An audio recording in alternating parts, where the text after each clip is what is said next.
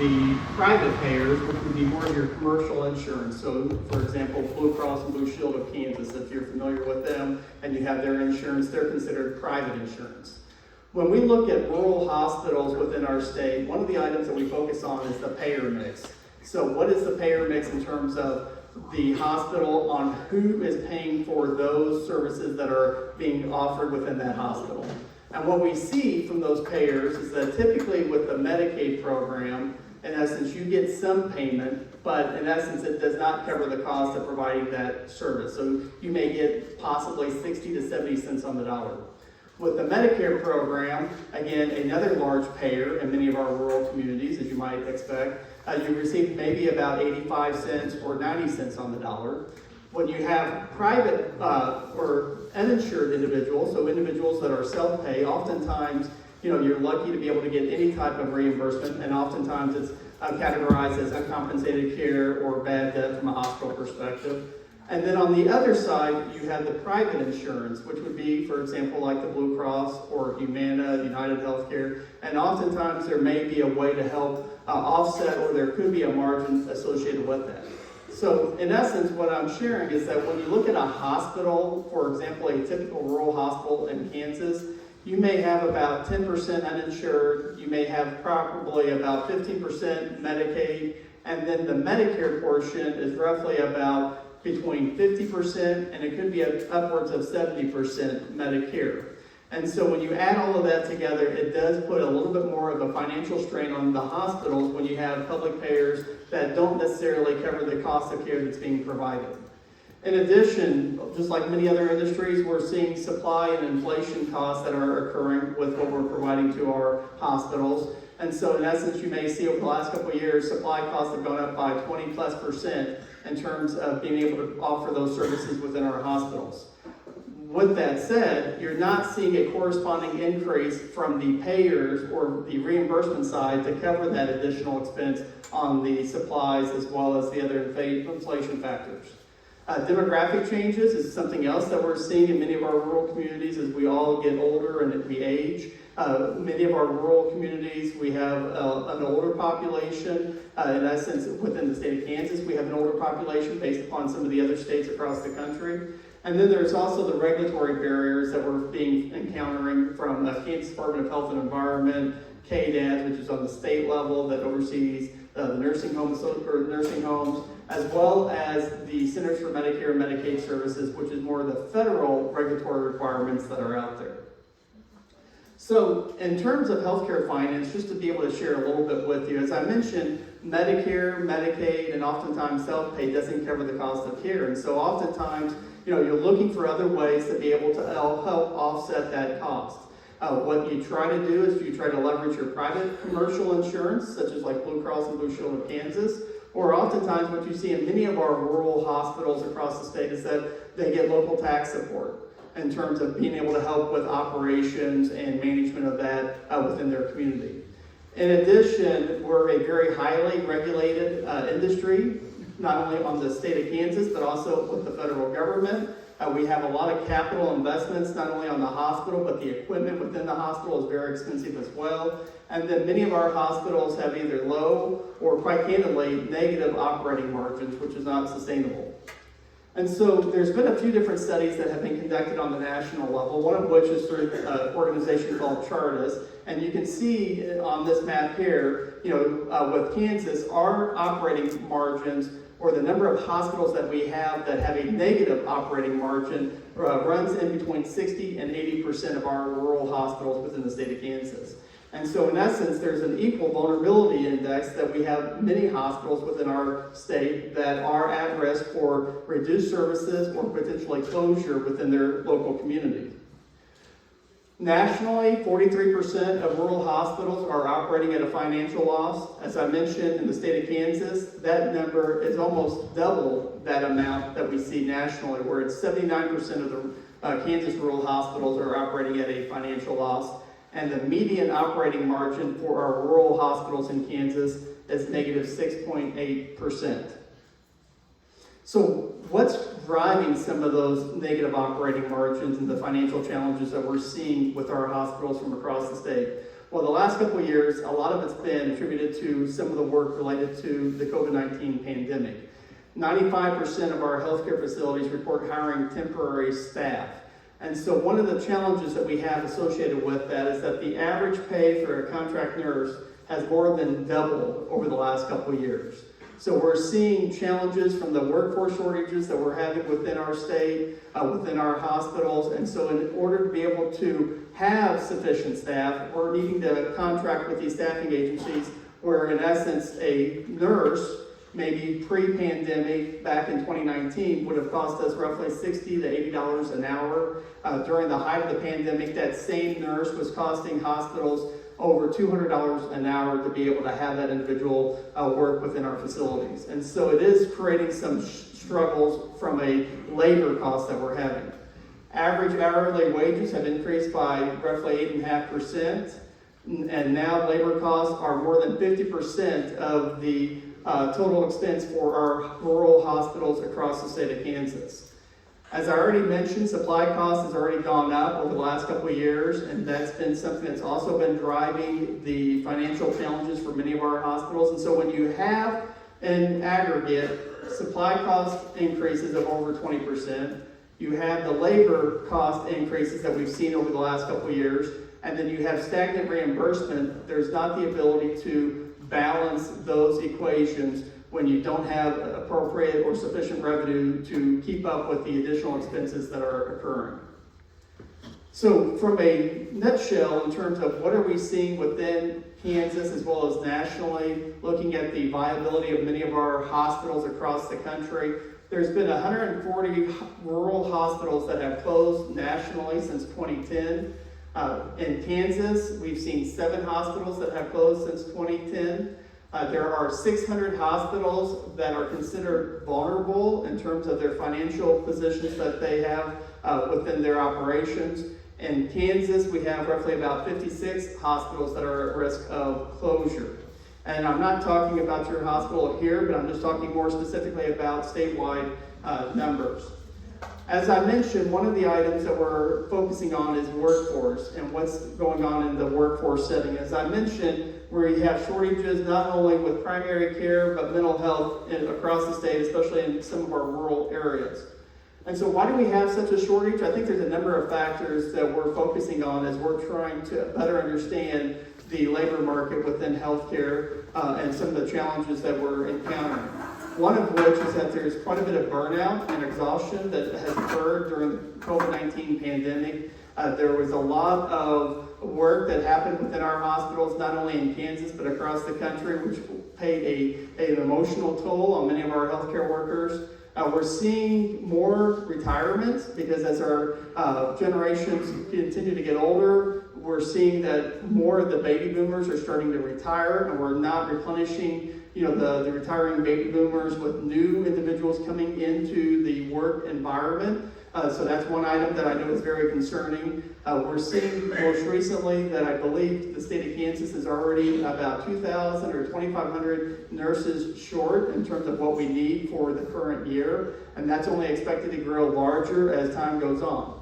In addition, there's some salary and benefit limitations. As I mentioned previously, when you have stagnant reimbursement from the Medicaid program and the Medicare program, it doesn't allow you to be able to keep up with other industries as well as other provider groups within our industry as well. And then we're also seeing people leaving the acute care setting and going to other non-acute care settings to be able to seek employment within the healthcare sector. Healthcare, in terms of some of the staffing issues, does have implications on the services that we provide. Those are conversations that I know I'm having with hospitals across the state in terms of what do we do in terms of not being able to manage some of the financial strains that are out there. There's only so many options that you have to be able to take a look at, one of which is looking at the services that you're providing. Other avenues are looking for, increased reimbursement, which may result in local mill levy support as well. Also, as we look at other states, one of the items that, at least from a hospital perspective, we are looking at more ways to bring in federal funds as well within the state of Kansas, and how do we compare to other states on those lines as well. And so that, in a nutshell, is kind of some of the level setting that I wanted to share with you in terms of what we're seeing not only nationally, but also what are we seeing on the state level as well. And looking at these conversations and the conversations that we're having here this evening are very similar to some of the conversations that we're engaging in Southeast Kansas and Southwest Kansas and in other parts of Northwest Kansas as well. And so I would be happy to answer any questions that people may have at this point in time, or any comments that people would like to share related to what we're seeing from an industry perspective on the financial viability of our healthcare entities. If there's any questions for Chad, we'll go ahead and do that on his presentation. The long-term care will be for later. Chad, I think there's one over here.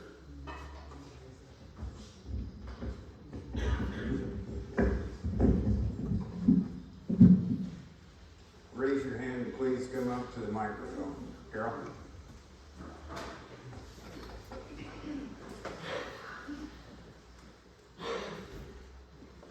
I guess my question would be, you keep drilling on the hospital side of it, and you talk about Medicare, but I don't believe Medicare pays on long-term care, does it? No, not necessarily. That's typically the Medicaid program, and then it's Right. also private pay as well. And that's what my concern is here. I keep hearing hospital, but when you're looking at hospital versus long-term care, I mean, we're talking about something that's being shut down. We're not talking. Well, and just to be able to share, so we work very closely with the nursing home associations as well, and I know there's been a request that they put in to the legislature to get some additional funding. But talking with the nursing home associations, we have roughly about 300 nursing homes in the state of Kansas. And since the very beginning of the pandemic, they're reporting that probably around 50 to 53 nursing homes have either closed or have drastically reduced services over the last couple of years. So they're experiencing the same challenges that we are from a financial perspective, and especially from a workforce perspective as well. So even though I'm talking more specifically about global aspects of hospitals, the same could be said true for what the nursing home industry is facing as well. I see. So are a lot of these hospitals connected with long-term cares? We have about 30 hospitals in the state of Kansas that have a long-term care facility that they have underneath their umbrella. I see. Okay. Thank you. Any more questions for Chad? My question, a lot of your statistics involve the phrase rural hospital, how is that defined? Rural is going to be, in essence, pretty much, you can define it a lot of different ways, but the way that we've defined it is going to be looking at metropolitan statistical areas. And so in essence, the counties that are going to be outside of that are going to be more outside of the Wichita area, Sedgwick County, the Topeka area, the Lawrence area, the Kansas City area, and then the Manhattan area. And so it's roughly, we have about 90 of the 105 counties are considered rural from our perspective. And one of the other questions that I was asked earlier this afternoon was, how do urban hospitals fare financially compared to rural hospitals? And I would say that the urban hospitals are in very similar situations as well from a financial perspective. They have different resources at their fingertips, obviously, but they're facing the same challenges from a reimbursement perspective as well as from a staffing perspective.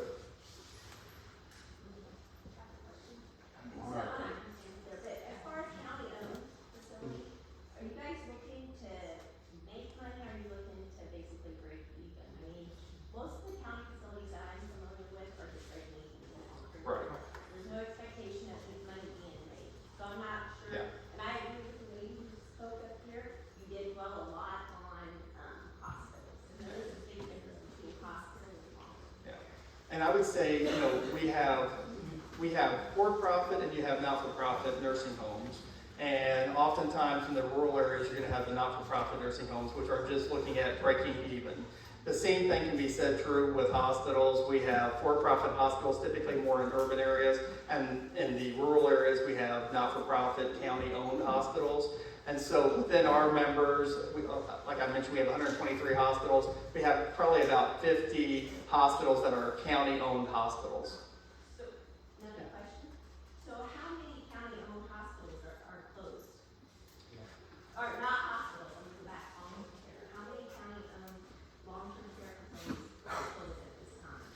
Yeah, I would have to go and talk with our colleagues at the Nursing Home Association, who has a little bit more statistics on the number of county nursing homes that have closed over the last, couple of years.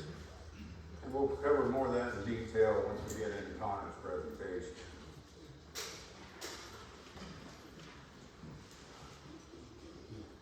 Pretty sure that everybody can hear me. My voice always scared. Something that we can't hear yet. We need to keep our parents. I need to come up there.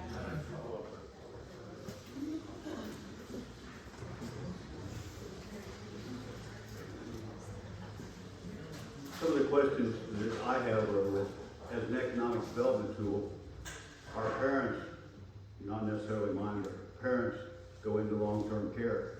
The kids come back to take care of them, to be close to them. Okay, if we don't have long-term care here, how do we keep those kids coming back? We struggle to keep young adults in our community. You don't have any trouble east of I-35. And out here, we have a lot of trouble with that. And shutting this down destroys that possibility. I think that'll be covered more when we get into Connor's presentation.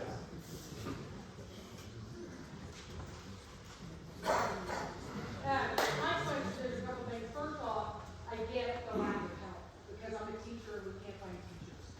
That's been a real problem. I'm 100% sure with it, because those nurses totally got burned out, and they didn't like to face death all the time. But I figured that with 28 or 29 residents in the long-term care, my dad was there for 8 or 9 months, I didn't want him to go anywhere else. I went to the neighboring LTCs and they were nothing like winter. And so it breaks my soul. But he paid everything out of his pocket.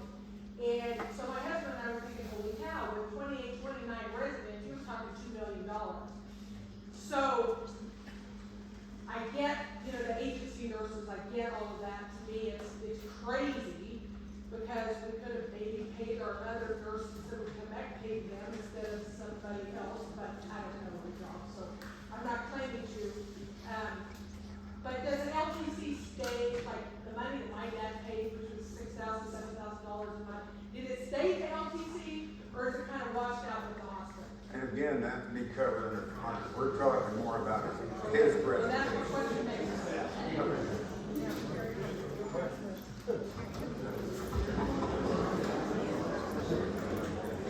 So, yeah, we'll jump right back. I just want to level set real quick before we continue with Chad.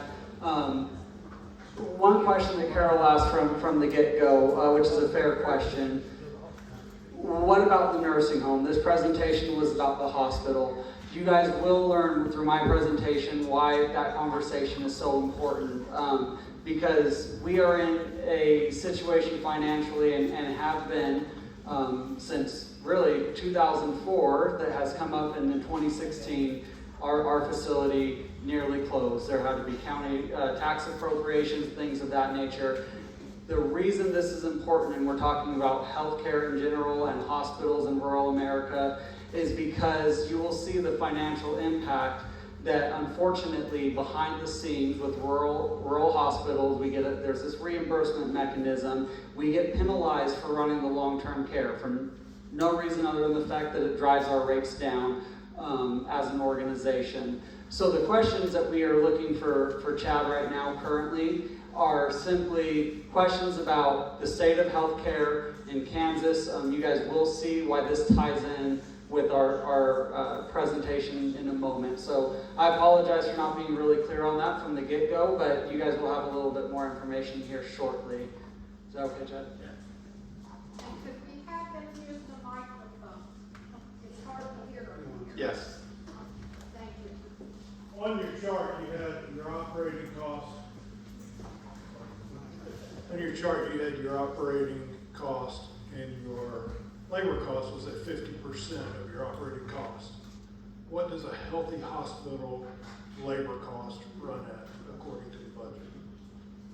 Yeah, in the past, what we would see is that typically the labor cost would be more in lines of about 40% or so. And so what we've seen over the last couple of years with the COVID and then spending more money on traveling nurses or agency staff or contract staff, that's gone over that 50% threshold. But typically in the past, it's been right around the 40% is what we've seen from hospitals across the state.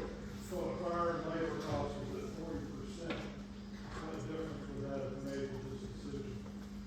Well, I think from my vantage point, that's a question I think for Connor and the board to be able to kind of talk more specifically about their details and where things are at, to be able to kind of share what played into their decision that they arrived at. I think we have one over here somewhere, Dixie.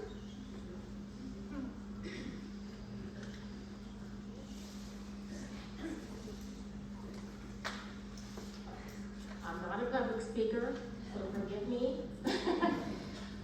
I have a loved one in a nursing home, so this really gets close to home. And I understand where Quinter is at now. What are your lobbyists doing, statewide, federal-wide, to get this changed? We can't have 56 hospitals in Kansas closing. And with how many of those have nursing homes attached? Where are we going to go when we're in our 90s? What are you doing? That's what I want to know. That's a great question. And so there's a couple things that we're doing on the state level as well as on the federal level. So on the federal level, we're working with our congressional offices on programs like 340B, which is a drug discount program, to be able to bring in more revenue to our hospitals, our local pharmacies, et cetera. In addition, we're looking at payment protections on the federal level as well, of trying to increase Medicare reimbursement. We're also looking at new models of care, trying to be creative and innovative as to what's the type of healthcare delivery system that's needed in parts of our rural state of Kansas, as well as some of the other states across the country. On the state level, we have participated in some programs here recently to draw down some additional federal funds that go to our hospitals across the state. So we're advocating for more and fair reimbursement. We're also focusing on some of the insurance practices, and so looking at ways to reduce the cost of providing care to our patients. So for example, we run into issues with insurance companies on prior authorization, where there's denials, and we have to go and spend countless hours and resources to be able to chase those dollars to be able to ultimately get approved, which they normally are, to bring that money into the hospital. So we're looking at programs that will reduce some of the regulatory side as well. Okay. So the Medicaid side for long-term care residents that need it, I know our governor has been trying to expand Medicaid. Are we anywhere near that? Our representative, what can we do to get some action, get something changed? What else can we do? Yeah, so a couple things, one of which, as it relates to nursing homes, there are some budget provisions that have been adopted by the legislature that's going to bring in additional revenue to nursing homes across the state. Now, will it be sustainable funding, or is it one-time funding? Right now, it's one-time funding that will go out, that will be helpful, but it won't be able to solve the issue indefinitely. On the Medicaid expansion side, it is something that now 40 states have moved forward with Medicaid expansion. We're one of 10 states that has not. All of the surrounding states have moved forward with Medicaid expansion, including obviously Nebraska, Colorado, Oklahoma, and Missouri.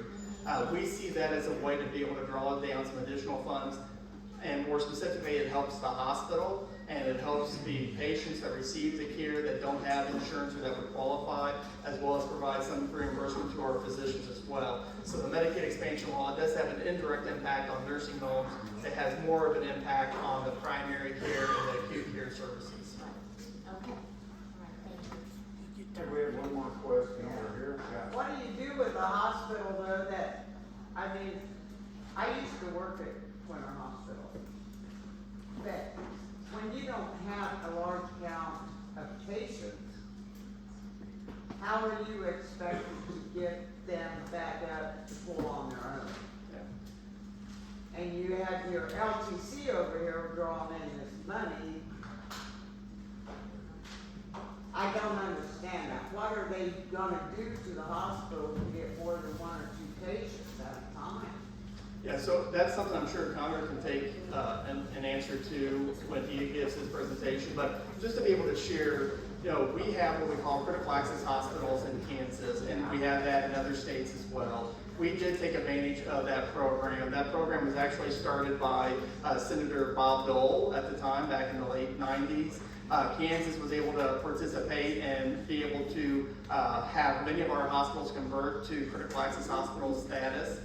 In essence, what the critical access hospital program came about was back in the 80s and early 90s, we saw a lot of rural hospitals close because the reimbursement system that was based with the Medicare program was more based upon volume of services and number of patients, whereas the critical access hospital program is now based upon cost-based reimbursement, and so it has less to do with the amount of volume that's coming in and more related to the cost of services.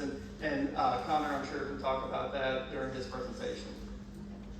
Kathy, we'll get that question and we're gonna move on to other. Okay, since you brought up critical access, Access.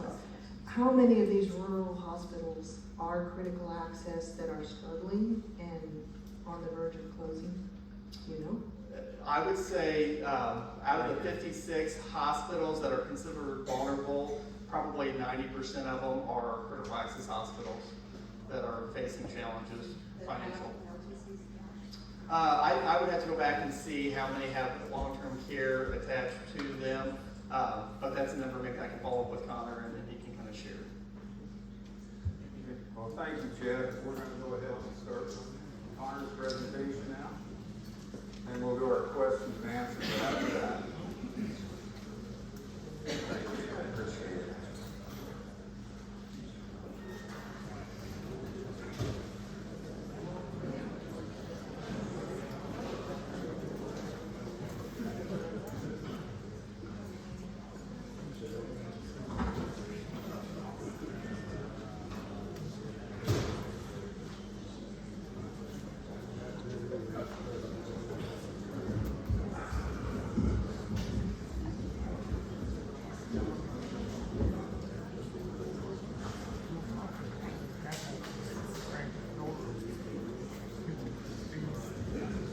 Okay, good evening. My name is Connor Piscarelli. I'm the CEO of Gove County Medical Center. I've been with Gove County Medical Center since August 24th of 2021.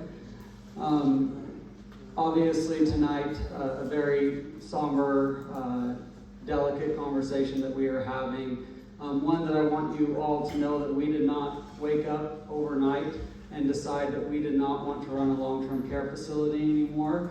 I will go through all of the financials, all the work that we did over the last 6 months to attempt to save our long-term care facility. I hope to provide some answers to that. As I mentioned in the last group, oddly enough, Chad and I did not see each other's presentations. I received his on Saturday afternoon, and a lot of the themes that he talks about are things that are in my presentation. So when he is talking about the industry and the healthcare industry and the impact of COVID, the contract costs, all the supply costs that have gone up, my presentation likewise shows how all of that has impacted Gove County Medical Center, whether it was before COVID or after COVID. So to answer those again that were wondering why this presentation, they are intertwined for us, and you will see a little bit more of that coming here forward. So tonight we will talk about right off the bat some misinformation about the long-term care. I've already heard it once tonight since we've been in here. It has always been thought that the long-term care brings in revenue for our organization.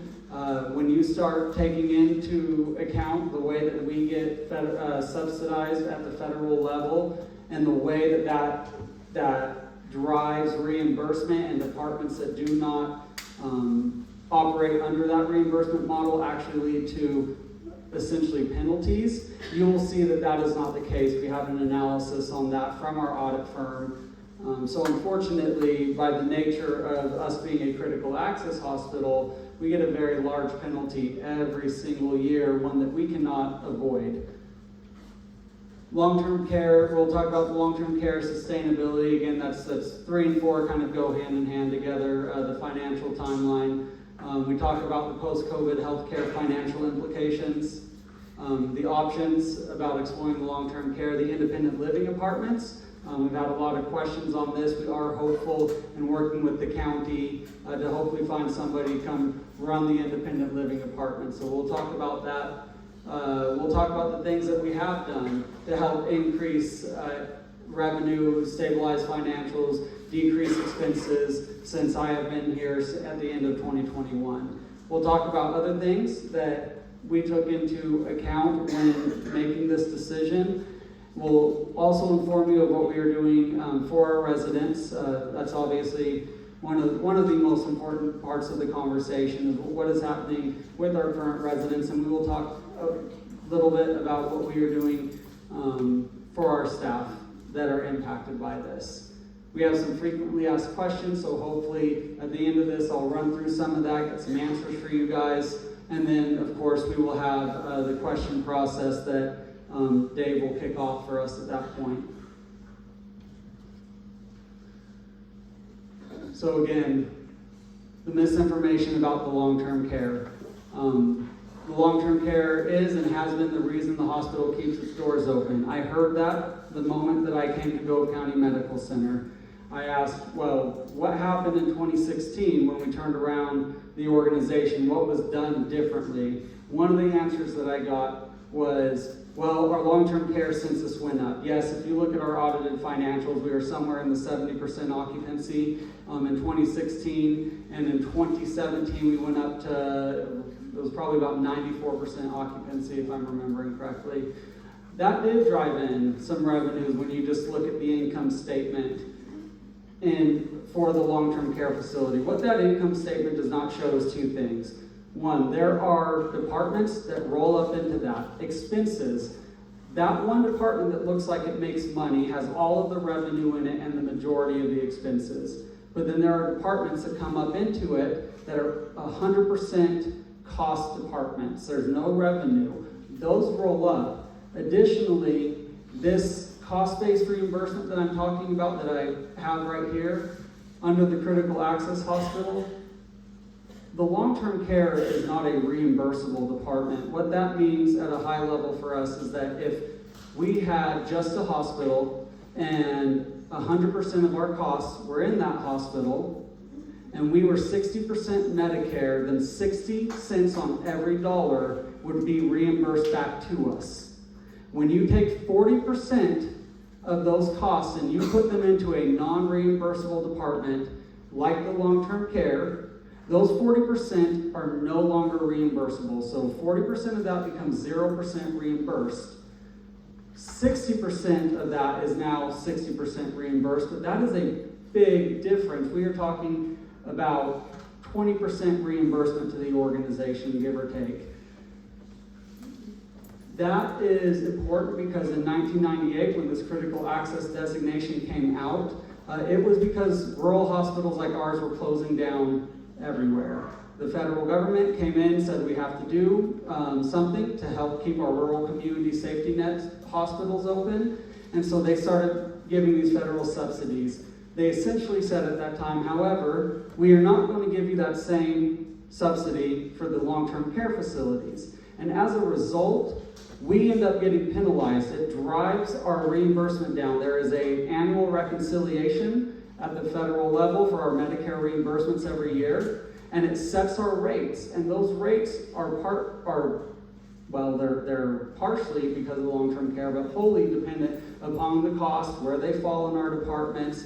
And so it is not just a one-time a year penalty where all of a sudden we write a check to the federal government. What it is it impacts cash flow every single day. Our charges on all of our services, we are losing more money than what is required. And you might say, well, why then does that have to impact the nursing home? Why are we making this decision now? I will show you with the financials on that.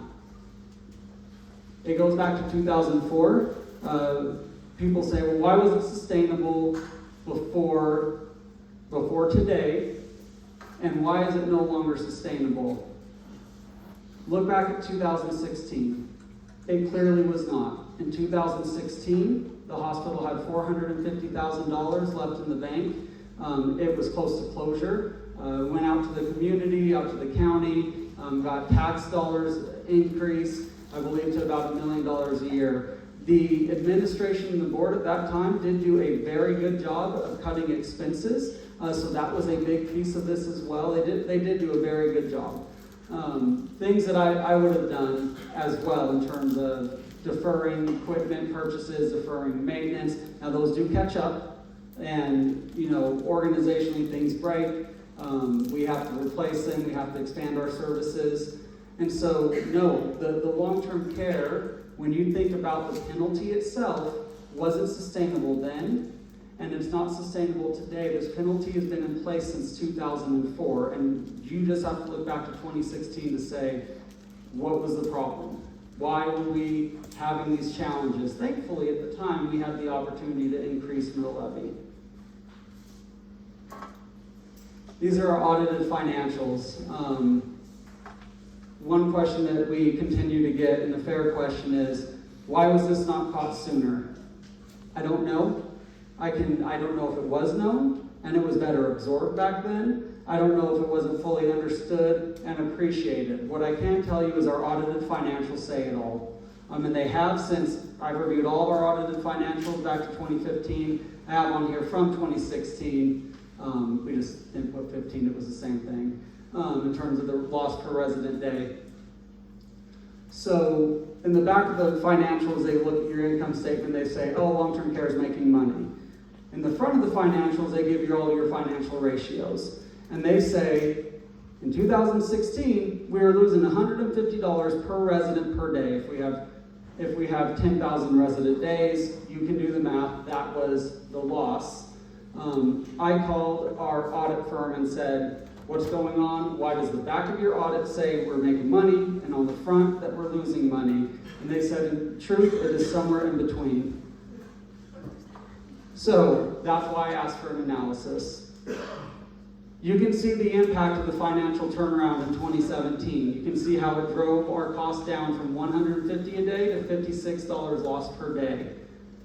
You will hear me talk about some decisions that went on that had impact all the way through 2020. Again, these are pre-COVID. 2020, our primary COVID surge that we saw in the hospital was about September, October of that year. You can see by the time 2019 came around, which is the last full year without COVID, we were already back at $106 lost per day. By 2020, it was $170, higher than it was when the hospital almost closed down. By 2021, it was $193 lost per resident per day. Again, lower, right? The way that the audits are done is they look at the entire cost of the organization. So these are a little bit higher than what the true loss per resident day was, but I have the analysis done from our audit firm that does our cost report to show what the true loss was. We talked about this, 2016, hospital nearly closed. 2017, the hospital financial turnaround, increase in mill levy and annual sales tax appropriations as a whole, deferred maintenance, equipment purchases, expense cuts. Overall, they responded to an emergency very well, but there were no permanent reductions made. These were one-time decisions that only helped us for 2 years.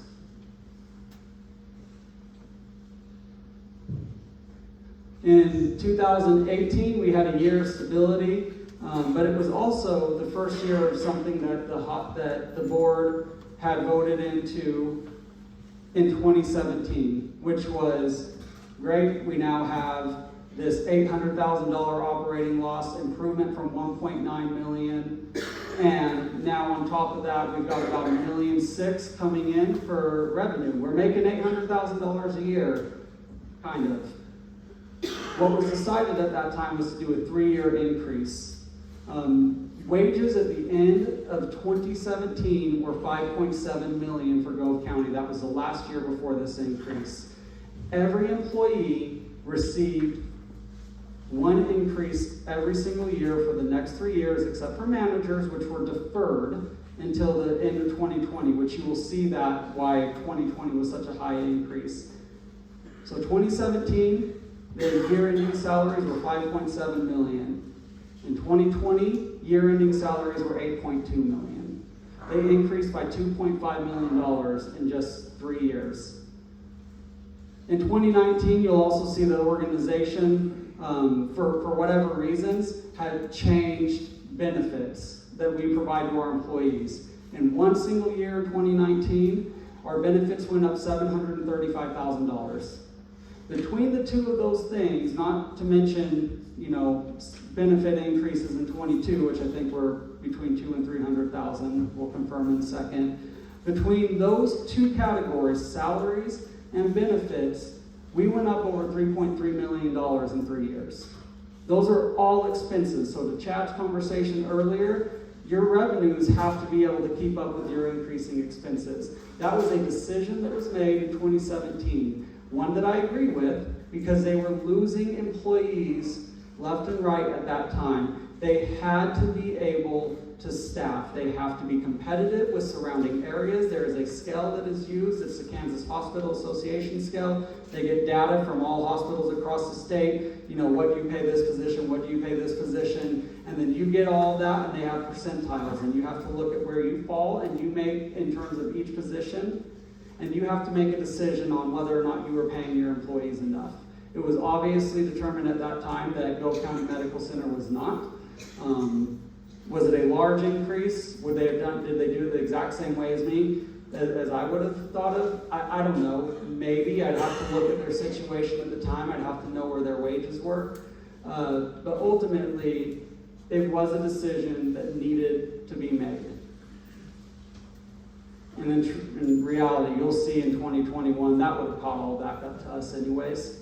Because by the time COVID started increasing wages, we were down below the 25th percentile in everything again. So to Chad's point earlier, I'll quickly go through this since we talked about it. Audited 2016, we were to a $1.9 million loss.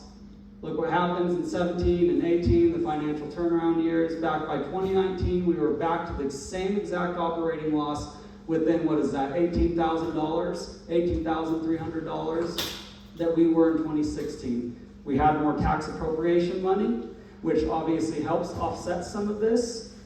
But we still have one full year of wage increases to go, and that was in 2020. In 2020, there was a $1.2 million increase in wages. So you can see what happens to the mill levies. That went up. What we typically get is between 1.6 and 1.7. Some years the county has to catch up because they underpaid.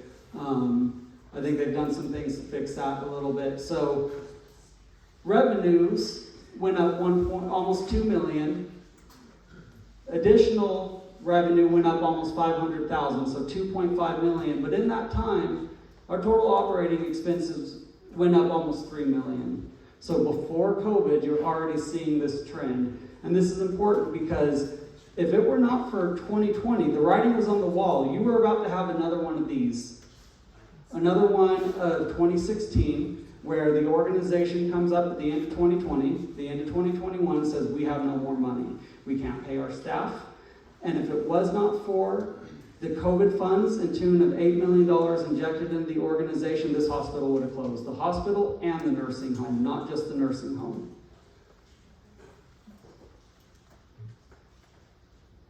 Just to go over quickly the expense increases between that time. You see over here on the left the categories. If you just look at the primary ones, look at these three categories right here. Salaries, benefits, and professional services, the majority of which is contract labor. Those three categories by themselves are about $2.4 million of the $2.9 million that you see in these five categories. Let's go back up. The total increase in expenses was $2,965,000. These five categories alone were $2,921,000. Of that, 2.4 was just how we pay employees. In 2020 and 2021, we started seeing an injection of revenue because we had increased volumes. People were getting sick from COVID. Our revenue was increasing. We were taking care of sicker people at a higher rate, and we were taking care of more of them than we had ever before. So revenue increased temporarily. Expenses, however, have increased permanently, as you heard Chad attest to earlier, and we have seen that play out in our organization as well. Expenses increased because we needed more staff due to healthcare workers leaving their medical careers, higher wages for employees due to wage scale increasing. Contract labor at the height of COVID was 4 times the normal rate. Chad is right. When I came here, we had a couple contracts that were around $200 an hour. One-time allocation of government funding happened. $8 million was injected. $5.6 million was forgiven. People have asked us, what happened to the money? Well, we still have a lot of it. The other, as you will see in a minute, since 2020, has been lost in operations. But it has not been spent frivolously.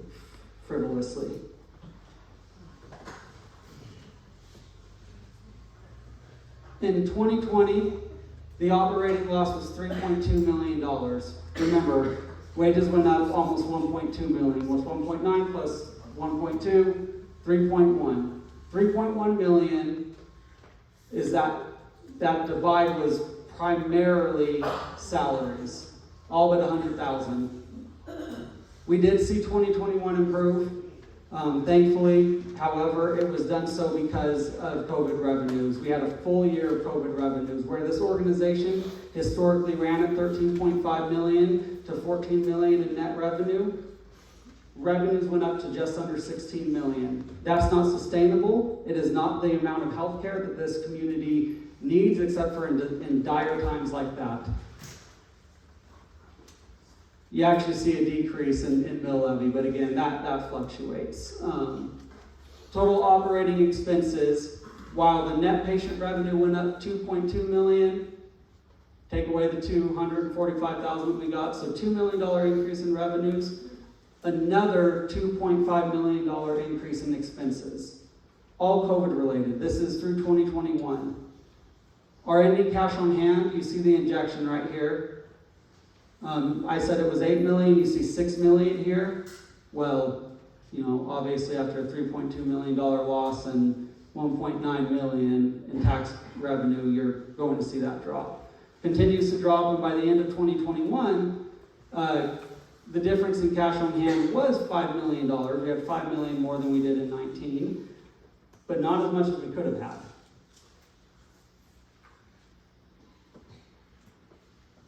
Again, this is just to reinforce Chad's conversation earlier.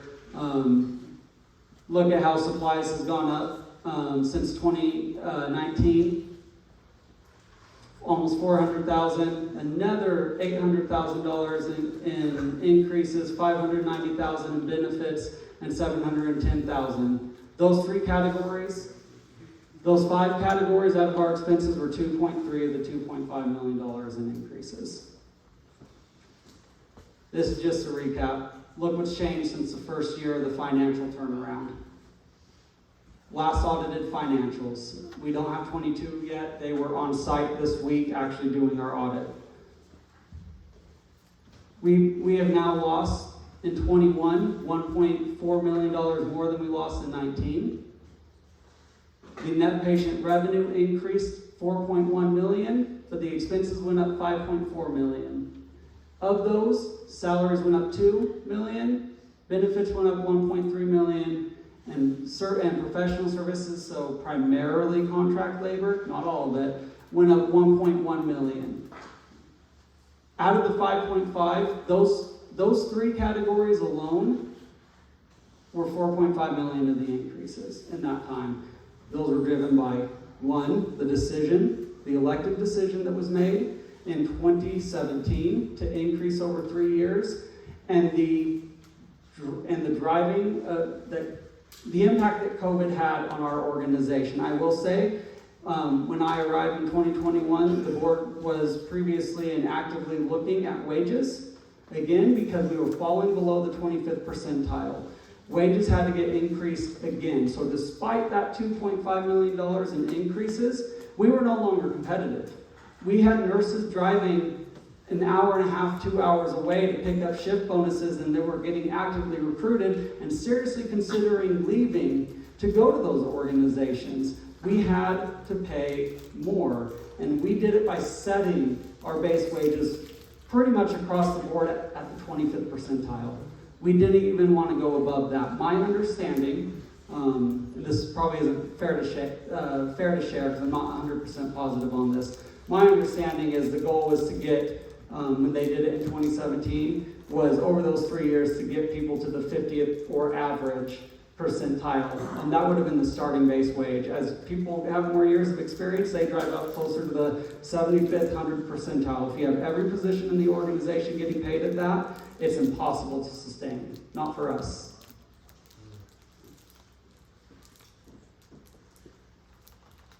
What if we didn't receive the federal funding? 2021 or sometime in 2022, if you actually want to look at the numbers, you could even argue maybe in 2020. But conservatively, 21, 22, we would have lost everything. If these difficult decisions that are being made today were not reviewed, considered, and possibly made then, the hospital would have closed. We aren't talking about a decision that just impacts our nursing home and the residents that we love in there, the staff that we have, and the families. We are talking about hospital, and we are talking about healthcare in Gove County, and we are talking about the economy in Gove County. We'll get questions, I'm sure, as you guys come up. Well, closing the nursing home is going to hurt our business. You're right. Not nearly as much as losing every single employee at Gove County Medical Center because we don't have a hospital anymore. Not nearly as much as what it means to take all of these employees and their kids out of our local schools. So we don't have the audited financials in 2022. The expenses, while I expect them to stay very high, we have had to make adjustments based on previous years not being input correctly or as consistently as we should see, which is fine. We just make adjustments on it. We don't know. We have to get those adjustments accepted by our auditors. We don't know what we were right on, what we weren't right on. But every year after 2021, every year after the audits are done, we have to go back and those audit adjustments that they've told us to make, we have to put them into the prior year. Some things had been missed or whatever it was, but we have found adjustments. So expenses are really all over the board. What we know is that we have not made any adjustments to revenue. So 2022, when we made 16 million, again, 2 million more than any other year that we had made except for 2020, where we made 4.4 million, I believe, or 4.9. We had about a quarter of COVID revenues in there. 2022 was the last year of COVID. We only really saw that impact in the first half of the year. Our revenues were, on average, $1.4 million January through June. That's every single month. The lowest month that we had was $1.3 million. Second half of 2022 and the first 2 months of 2023, we aren't seeing the super sick COVID patients in our hospital. But they're just not, they're not there. So that revenue isn't there. Thankfully, we don't have people getting, in our county, getting, contracting COVID as frequently, getting as sick as frequently. So that's a good thing, but it does have an impact on our revenues. On average, we're at 1.2 million. That's a $200,000 decrease in revenues since the first half of the year. All driven by COVID volumes, 100%. 200,000 times 12 is $2.4 million reduction in revenues. That takes us right back to 2019, right back to pre-COVID levels, while expenses remain high. So the highest month that we had in the second half, 1.3 million, was as high as our lowest month that we had in the first half. Obviously, as revenues have clearly been on the decline and will continue to now stabilize, I would imagine. We have several months where we're showing this now. Expenses continue to go up. These are projections. These are probably aggressive. I'm just taking the numbers at the height of COVID. I'm taking where the 12 months of revenue projected is going to bring us. And look at the shortfall. Annual revenue, 14 million. Height of COVID 2021 expenses, 18 million. That's a $4 million shortfall. That's not too far off from where we were in 2020 with the 3.2 million. Remember, 2021 got better by about 900,000 because revenues were outpacing expenses, and that was driven by COVID volumes. It does not shock me that we're falling closer to this. Here are, again, the expenses. We don't have that, and these are actual revenues right now. We don't project out further. But look what happens. We've got the, back 2016 to 2021, and then we have 6 months increments, and then 2 months. Of the first 2 months of 23. Look where our revenues go. They're right back to 2019 volumes, 2020, 2019, and expenses continue to rise. We don't have those audited ones yet. I've asked our auditors to make sure that they separate out the changes so that we know exactly what our true expenses were. So we will know that in due time, probably a month or two. So our timeline, I mentioned the impact that the long-term care has on our organization financially. When I got our 2021 audited financials, they were the first financials that I had received since I had been here, the audited financials, and I started reviewing it. Well, something didn't look right. I mentioned the back of it looked like we made money, the front of it looked like we were losing a tremendous amount of money. So that is when I asked our audit firm to come in and do an analysis for us. What they found was that in 2021, despite it showing that, it was losing a little bit of money, but not a crazy amount, something that we can absorb, depending on the space afterwards, if it was idle space or if it was demolished, but we're going to talk idle because we're not talking demolished. I just needed to see two different numbers to understand it. We were talking a $1.2 million loss. If it was demolished, it was 1.4, but 1.2 is that number. In 2022, because we had an interim cost report done that projected out the year pretty accurately, it was a $967,000 loss, or 1.1. But that year it looked like the income statement was actually making money. So even if it makes money, which once you do all the roll-ups and things like that, it truly wasn't even based on the income statement.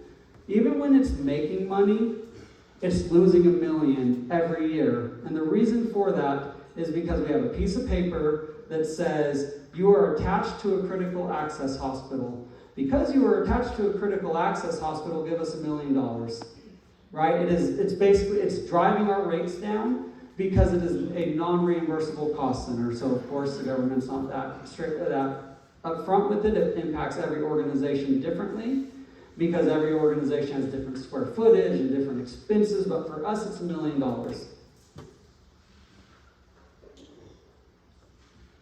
At the board meeting in October, we said, here's the deal, here's what's going on, we are losing this money. At the time, we were still coming off of the high months where we were, up and down on very high revenues, so things were looking good. We just thought we had a low month or two in there. Since then, we've realized that's not the case.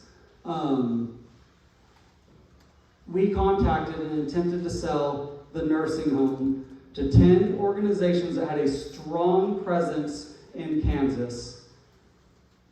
We tried to sell it for $1. They could have had everything. They could have the beds, the chairs, the tables, the call light system, the desk, everything for $1. We had 4 responses back. They signed NDAs, non-disclosure agreements, and they reviewed our financials and our staffing, and they said, no thanks. Only one of them came back and said, we'll come on site, we'll check it out with you, we'll look at it. It is actually the organization that bought Logan Manor years ago. What they didn't tell us was they weren't interested in buying. They only manage nursing homes now. There's a reason for that. Very difficult to make, to earn revenue and a profit in nursing homes. So they want to come in and say, we'll manage your long-term care facility. You'll pay us for that. It'll still be yours. And so I checked with the audit firm. I'm like, well, that doesn't make sense. That will still be on our books as that $1 million penalty, right? The answer is yes. And not only is it yes, but now I'm paying money to people to run the organization that operationally wise, we do just fine doing. We didn't need that. It was just going to cost us more money. So that site visit was in December. We found out at that time we had a license problem if we wanted to sell it. The long-term care has always been licensed under the hospital. In order to sell it, it needs its own license. In order to get its own license, it has to meet what KDAD requires for structural and physical environment requirements. In other words, the building had to be built a certain way. There are 2,000 new requirements in 2011 that are far more restrictive than anything the federal government requires. So now we're talking state. Those requirements are based on the new type of model of nursing homes that are being built, and they are very good. But our nursing home would come nowhere near that. So I brought in the commissioner of KDAD's, Lacey Hunter. She came on site, she looked at it with me. I told her, if we don't get it waived to where I can fall under pre-2011 requirements, we aren't going to be able to get this thing sold.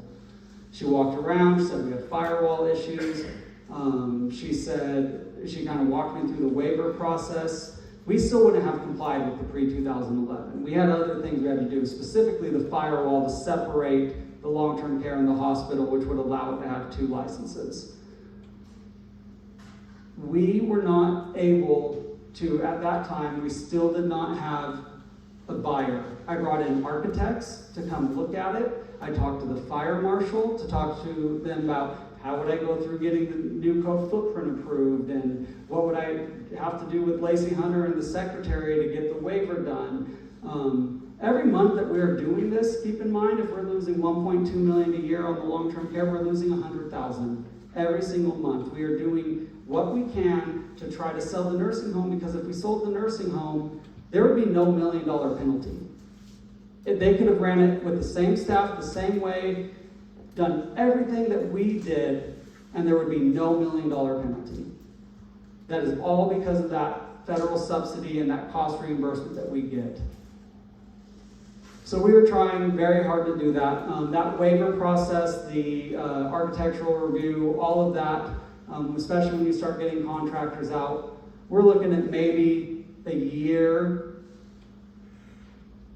probably a little longer, especially with contractors, to get them out there and get through the waiver process and go through the sequence of that, and then getting it built and getting it sold. We're looking at a year. One thing I forgot to mention earlier is that the reason we are making this decision is because based on those financials that I reviewed with you, if we do not start making different decisions, of which we have made some already, and this is one of them, to remove the penalty that we are being unnecessarily assessed, this hospital will probably be closed in a year and a half. You can look at the projections.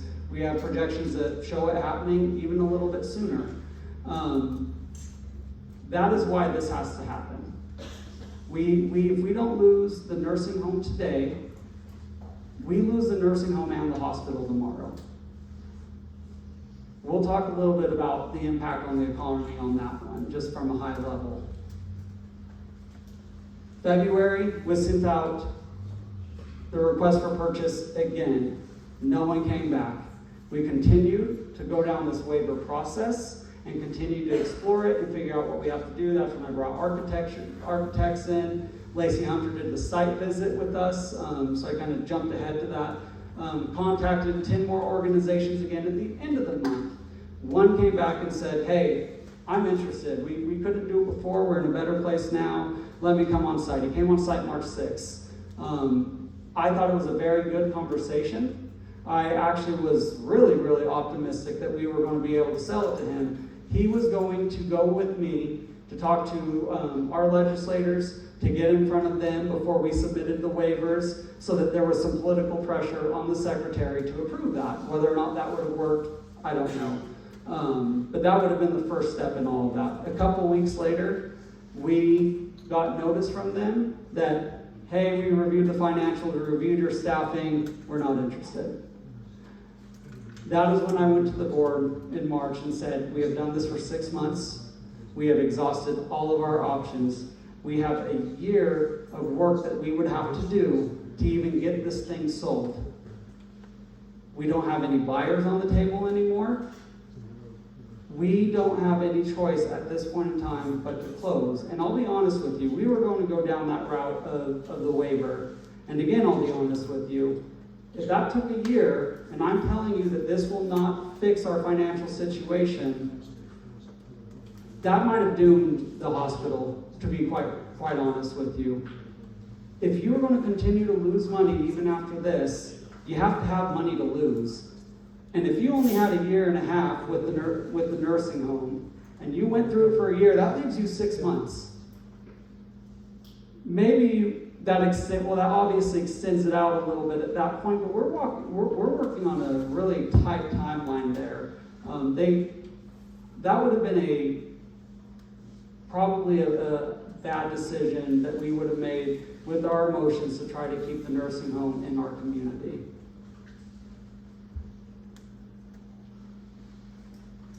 So in April 3rd, we went to the commissioners. We informed them of what had been going on. We informed them of what the decision was that we were going to have to make. We then took it to a special board meeting afterwards, where months of this had been we've been looking at sellers, we had NDAs signed, so we were talking about acquisitions, and the board voted unanimously to close the nursing home. I mentioned we did that for several reasons. We can't lose healthcare as a whole in Gove County. We cannot have that impact on our economies and our schools. No one is disputing the impact that this is having on people and lives and on the economy and on the community. Take this and multiply it by however much you want. That's what happens if the hospital goes away with it. The independent living, it's not a healthcare facility, it's rentals. That is, we don't have licensure issues. We're working with the county in economic development, and we believe we have some leads, hopefully, on the ability to get it back to the county where they can lease it, and we'll be able to keep the independent living going. I will be clear, if that falls through, we have the same, not dollar amount, but the same way that this financial penalty is assessed to nursing homes, it is assessed to our independent living as well. It is not allowable. That ranges, in 2021, it was a $200,000 hit. That's after revenues were taken into account. And in 2021, it was a $120,000 hit after revenues were taken into account. So it was asked earlier, and I'll address it now, well, there's no overhead over there. It's pretty much just all rent. Yes. But we have to allocate based on requirements from the cost reporting mechanism. We have to allocate costs in the organization per square footage. Once that happens, those costs come out of reimbursable cost centers into non-reimbursable, and they do not get reimbursed, and that is why it is penalized in the independent living. This was the analysis that was done. You can see in 2021, 1.2 million, 2022, 9.6. These two are just two different scenarios with the independent living. The first one is if it just remains idle and we continue to occupy it, we would actually see an increase of nearly 200,000. We see less if we give it back to the county, but that's fine. That's not why we're making that decision. We aren't making it because we want the space. We're not making it because we don't just want to run it. We're making it because we are still going to be losing money after this, and if the community can continue to have that independent living, and we don't have that penalty, we're gonna go down that route. What have we done since I've been here? Benefits-wise, we got on the state plan. That has reduced year over year $400,000 of our benefit expenses. We got really creative with the way that we carry our paid time off. So without impacting the amount of PTO that our staff had on hand, we have changed our liability and how it gets paid out, and that was a $200,000 decrease to benefit expenses. That will vary by year because it's a vesting schedule, so we'll see what 2022 has, or 2023 has in store for us. But that's $600,000. We're reviewing recurring payments for unnecessary payments, any things that maybe should have been canceled in the past. We don't know that we have any hopes for that, but we need to review it and we need to check. Revenue, we're looking to work with our partners at Bluestem. We are hoping to get a deal done there where we can integrate. That will bring in $500,000 a year. So the question has been, well, if you're closing the long-term care, why are you paying to get a deal done with Bluestem? Well, just like the long-term care, the government says, oh, you have a piece of paper that says you're attached to the hospital as a clinic, here's $1 million. They look at it and they say you are now eligible to be a provider-based clinic. You are now eligible for 340B, and those are revenues that the clinic can't get as a standalone, and those are revenues that you cannot get without the clinic. So that will bring in $500,000. Senior Life Solutions, we have brought in, that is a pro forma of about $75,000.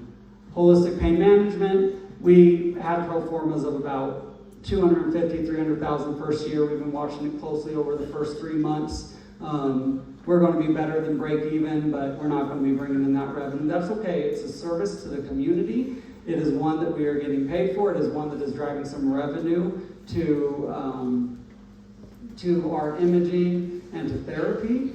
And so we're not bringing in a lot on that currently, but I do know that other hospitals that have this service are bringing it in, so it's just ramping up. General surgeons, or general surgeon, the expansion of OR services, to be clear, that is not the space. That is what we are trying to bring in. We have a general surgeon that I've been working with that is ready to sign a contract that will bring them in once to twice a month. I've been having conversations with dermatology, hopefully bringing them in. So we have some revenue sources. This will get us much closer after county money to breaking even. We will be in a much better place afterwards. That's with, when I say that is with the decision that we've made with the closure of the long-term care. Additional considerations, these were secondary. We have staffing shortages. They have gone back at least to 2019. That's as far as we've pulled. That has had an impact on continuity and quality of care for residents. I want to be really clear. That is not an indictment of our caregivers. Our caregivers have done a very good job, but when you need 4 hands and you only have 2, there's only so much you can do with that. So while this is not a problem now, I'll show you in a second what has been happening since 2019. If this wasn't a financial decision now, it may have been an ability to staff decision later. Since 2019, 44% turnover in the long-term care, 28 and 22, 43 and 21, 35 and 22. We have lost more staff in the last 5 years than we have hired, with the exception of 2020. With that, our star rating has declined, which is to be expected when you can't staff it. We have reports to state have increased every single year. Our reports with injuries have increased every single year, and our healthcare associated infections on a per resident basis, with the exception of 2022, has increased on a per resident basis every single year. The question has been asked to us, well, could private pay have made up the $1.2 million? Yes and no. Yes, we could have had them carry the cost, reduce our, and essentially wipe out that penalty. They would have paid, if we had 12 private pay residents and we were $1.2 million short, every private pay resident would have to pay $100,000 more every single year. They're already paying between 87 and 94. They'd be paying close to $200,000 every year to live in a long-term care setting. And of course, on the low end, I have 70, so 157 to 194,000, depending on the situation. So what have we done for our residents? We have issued a 60-day notice of closure. So June 2nd is the final date. We are working with families very closely on Tuesday, Wednesday, and primarily those 2 days. We've had some on Friday as well. We have met individually with families for anywhere from 30 minutes to an hour, depending on what we need to do to define their preferences. And we have already located and placed 13 of our residents in nursing homes near us. So we have already found about 5 or 6 more nursing homes that said, we'll take your residents, send us some information. So that would be, if those go through, that would be about 18 or 19 of our 29 residents in a week that we have found placement for. I mentioned the meeting. We've established a care transition team. Each one of them have been assigned a group of residents, and they will see each resident's transition out of this nursing home into another one from beginning to end. They will work with the facilities, they will work with the families, so they all have designated contacts. We will, when we do find placement, we will be packing their stuff for them. We will be providing all the transport to the new facility. We have some residents whose family is in Wichita and they want to move closer back to family. So in some situations, not very many of them, but in a couple, this has actually been, a couple residents have been happy to be able to move closer to family. Not very many of them. That's very few. But in doing that, we will transport them to Wichita if we have to. We will do all the transporting. We have had meetings. Here's an outline of meetings. We basically met every single day. And I went in on Saturday and had a forum with residents as well, residents and families for 2 hours. Our staff, they've been provided a 60-day notice as well. It is actually the severance agreement that they have in place is intended to help retain them through that time period so that we continue to have staff for our residents. So long as they fulfill, the need to be able to staff for our residents, they will get a severance agreement. They will have their PTO cash out as well, or their payout at the end. And we have sent out communications. We met with them initially on that day. We've had meetings Tuesday, Wednesday, and Thursday with them as well. I want to stop for a second because there's a lot of conversation out there, and I think rightfully so, about, well, I'm one of these stakeholders. I'm a family member, I'm a resident, I'm an employee. How come I found out from someone other than the organization? The answer is that there were probably opportunities for us to do things a little bit differently. What we did try to do it as coordinated and as efficient as possible in terms of who needed to know and when. Obviously, if you don't keep that communication really tight, in small communities, things don't stay secret very long. So we had called families when we were notifying staff. We had met with staff and then immediately met with residents so that the staff didn't hear from residents and residents didn't hear from staff. Were there some that ended up having to be notified via other communications? Yes, but we brought them in the next day and the following day, and we had those conversations with them. Were there opportunities to do it better? I'm sure there were. We're not denying that we were not perfect in all of this. But we did make very strong efforts to try to communicate that. Here's a list of forums that we have done. We had long-term care staff specifically at 5 p.m. and 5 a.m. to catch, night shift, morning shift. Forums for all employees on Thursday, Tuesday, Wednesday, Monday. Our focus was long-term care, residents, families, staff, which is why our other employees did not have forums until Thursday. And then we had another meeting with managers. They did not have a whole lot of communication prior. We did communicate some. They only got about 15, 20 minutes. They needed more time than that. So that all led into us trying to move very quickly on our communications that first day. We mentioned the severance, the PTO payouts.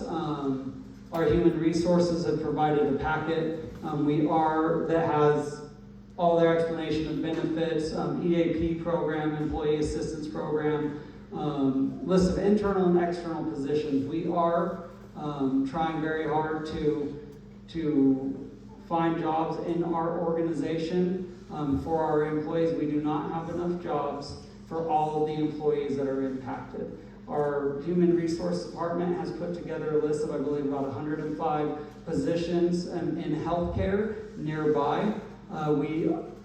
Obviously that's not ideal, but we are trying to get those positions out there. We will have conversations with them. We will help with their resumes. We'll help them with interviewing skills, whatever it is that we need to do. We are going to assist our employees through this time. What if Gove County Medical Center had caught this sooner? Could it have been saved? Maybe. And I say maybe because if they caught it, if they recognized it in 2004, if they recognized when we became a critical access hospital, if we recognized it in 2016 when we were about to close, or if we recognized it in 2020 before COVID funds when we would have inevitably closed again, then we would maybe have more buyers at the table. People were more willing to buy long-term care facilities at that point in time. Pre-COVID, they were more financially stable, albeit still not stable financially. But the inability to staff, the challenges financially, that has made it very difficult for long-term care organizations to want to buy more of them. I say maybe because of that, because maybe we'd get somebody that was interested. But I also say maybe because all of this still would have happened. COVID would have happened. Expenses would have gone up. We have had a penalty of $1 million, give or take, every year since 2004. The waiver process that I went through and I explored, and everything that I did for 6 months, that would have taken a year from the point that we found a buyer, all of that still would have had to happen. And all of that's a bunch of what ifs. And so maybe it could have been saved, but maybe they would have recognized this earlier and gone through all this, and it would have been identified at that time. Because remember, we didn't know COVID was going to happen. We didn't know we were going to get $8 million of COVID funds that were going to keep our doors open for a couple more years. Could that have saved it? Possibly, but probably not. It may have even been closed sooner. But that is speculation. What if Gove County Medical Center had not made the decision to close the long-term care? Gove County negative impacts. In a year and a half, we would have lost not only the long-term care, we would have lost the hospital as well. Please remember back to Chad Austin's presentation, right? Think about all the hospitals that are at risk of closure in rural America. Think of all those that have negative operating expenses in rural America.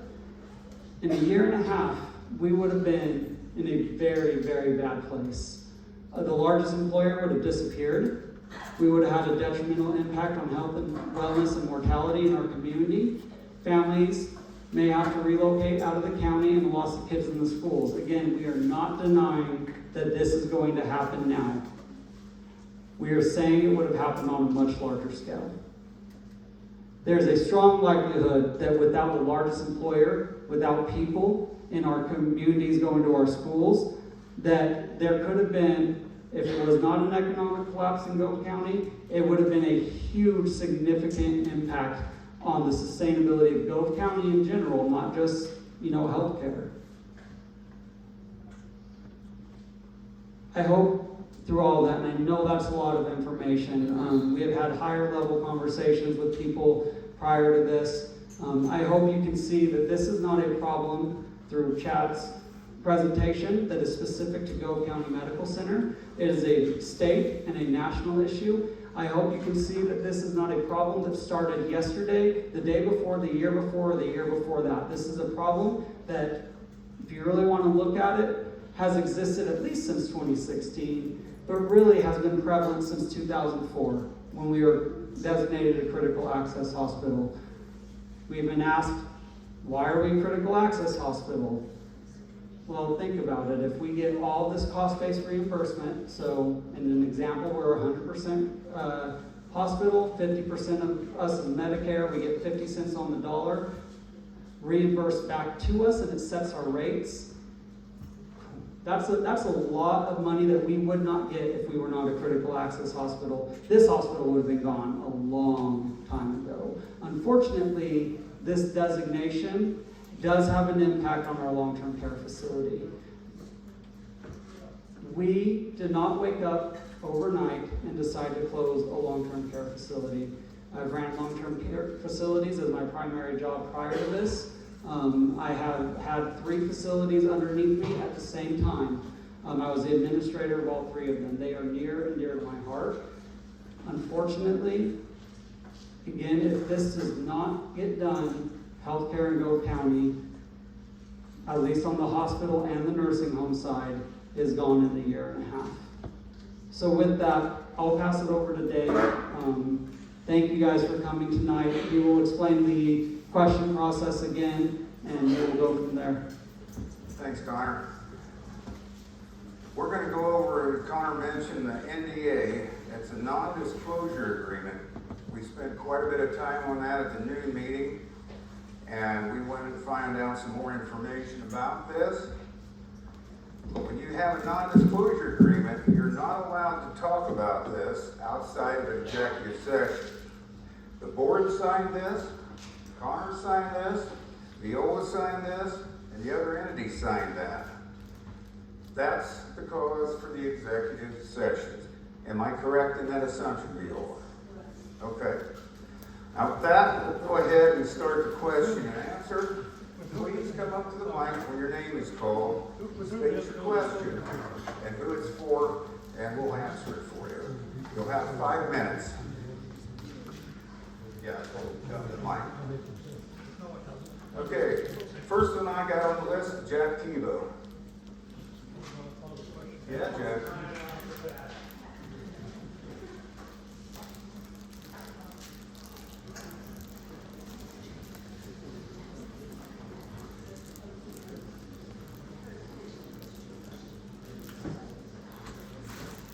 Overall budget of the hospital, what is it? Next fiscal year, you can put it up. For those of you who don't know me, good evening, I'm Viola Babcock, I'm the Chief Financial Officer. So for the current year, net revenue is $15 million, with operating and an operating expenses about $16 million. Offset with tax dollars, we get right at $2 million between the mill levy and Gove County sales tax. And it's been mentioned before, from 2004, since we became critical access, we've lost $1 to $1.5 million every year. Well, we went back as far as 2015, correct, Connor?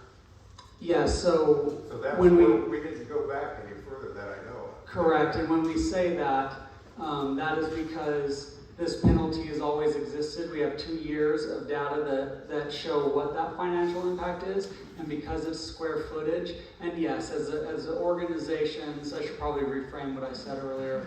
the organization's expenses were lower over the years. So like back in 2016, our revenues were lower, but our expenses were too. So that impact probably would have been a little bit lower, but has always existed to a significant degree as it is relative to the overall percentage of expenses in the organization. So between 2004 and 2016, you didn't miss $12 million?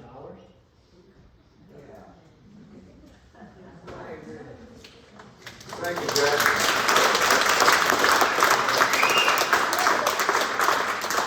Dr. Nacken, you're next. Oh, they just gave me the sheet. Touch follow Jack. Oh boy, I wrote down a whole bunch of stuff. First, I'd like to say to the board, thank you for what you do. It's a tough job, and you're going to get no thanks for this, and tough decisions have to be made. That said, I was pleased to see some of the numbers. I've never seen them before as far as the patient revenue, and that obviously means that Blue Stem's doing their job, or they're showing up to work, so that's good stuff. I've worked with Chad and KHA quite a bit in different organizations. He's a really smart guy, and he's up to date on all this information. So this is a national problem. It's a state problem, and there's places that are closed and are at risk of closing. I did not realize that the hospital was at risk. To be, transparent, I found out about this, Monday morning, everything happened. And that kind of disappointed me. I've been taking care of some of these people for 36 years, probably 15 years before they were in LTC. And it's heartbreaking that they're going to be on their own. And I don't think that I would have come up, or any of my partners or anybody would have come up with anything more than y'all did here. But it would have been nice to have had a little bit of heads up. And I realize there are some reasons for the quote secrecy that went on, but I don't know. It bothers me that the providers were not trusted with this kind of information. That I don't know if it would have affected anything we did or you did, but I was a little bit disappointed in that.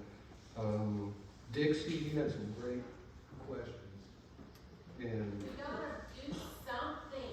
well, You got to do something. where's the legislature?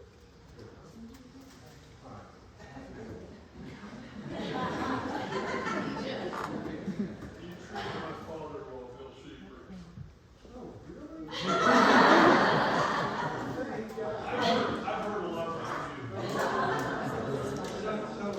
Some of it isn't. But, yeah, I mean, this Medicaid deal is Kansas should have been doing this the whole time, and it's disappointing that there's some partisan issues that are causing this that have nothing to do with providing care to people and for keeping places open and providing extra money for the hospital. Whatever, it's something else down here. Yeah, well, you're already paying these taxes. There's no reason for our state to be saying, no, we don't want this money because we may have to, they may change it, the feds may change it, and we may have to at some point start paying it ourselves. There's no reason for doing that. The legislators are making a stand, drawing a line in the sand, saying you can't make us do this. And we've tried, and Kansas Medical Society, everybody in Kansas involved in medicine has been for this for the last 5 years, and we've been ignored, basically.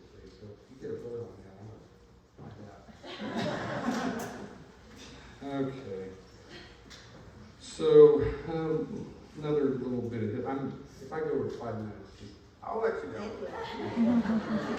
You know, some of the history too, and I don't even know if Connor even knows about this, but there was a deal here probably 15, 18 years ago where the hospital actually had a pretty good cushion of money, and I don't even remember who the commissioners were at the time, but they said, okay, and the money was earmarked for physician recruitment and retainment, and we've been blessed to have people from KU that are interested in coming to Quinter. It sells itself. People like to practice here, and the students like this. So there was no money spent on recruitment or retainment. So this money just kind of accumulated, and at some point it became significant enough that the commissioners saw it and said, hey, we're going to build some bridges. We're going to improve some roads. And so they took it away from the hospital, and Dr. Litke and Dr. Nemechek and I took a day off, went down to Gove and begged them to leave it there, and it fell upon deaf ears. It was like, you guys are doing a great job, and keep it up, but we're going to use this money for something else. COVID deal, I mean, that was tough on everybody. COVID was really tough on LTC, lessened scars. Everybody knows that. And I don't know what's going to happen. That's another thing for the legislators to do. Would be and I hate to do it because God bless America. Capitalism is great, but we can't afford to pay nursing staff $120 an hour. You simply can't do it. They're making more than I make for covering the ER. Doc, you're at your 5 minutes. Okay. I'm pretty close.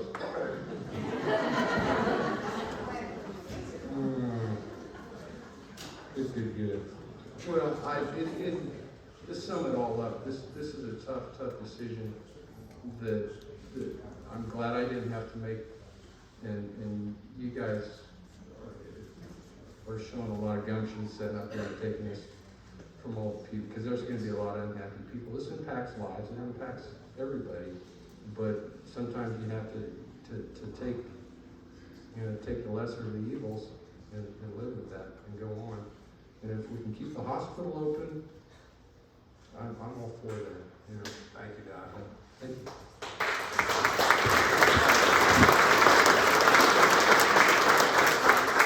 Thank you, Doc, and all the providers. You're loved and appreciated. The same way with all your healthcare work. And the last week I've been in the hospital more than I ever have. These people are unbelievable. I haven't spent much time in long-term care till this week. Those people that know they're losing their jobs have gone over and above. I can't say enough about it.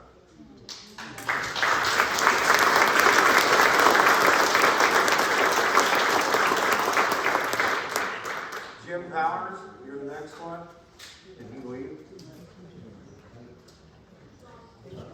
Okay. Tara Thornburg. Roger Schuster.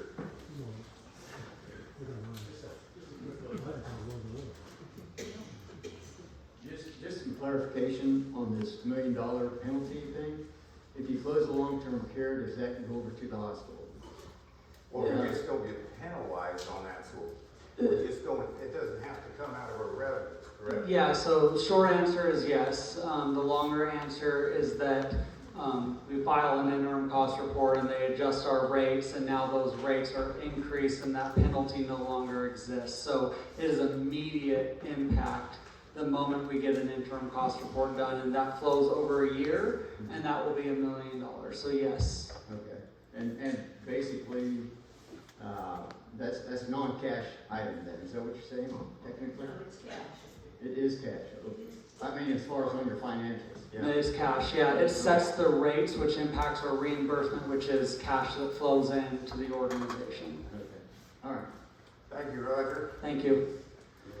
And if I mispronounce your name, you can throw something at me. Gary Whelan, is that correct? Wyland, sorry. I've had my name pronounced in many ways. Yeah.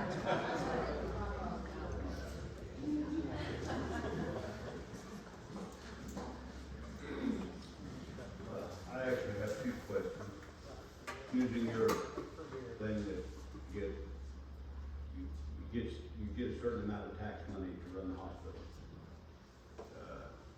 That we don't expect it back, and we put that in just to do it. Using the same thing, if we didn't have tax money that paid for things, we wouldn't have a police force and we wouldn't have fire protection.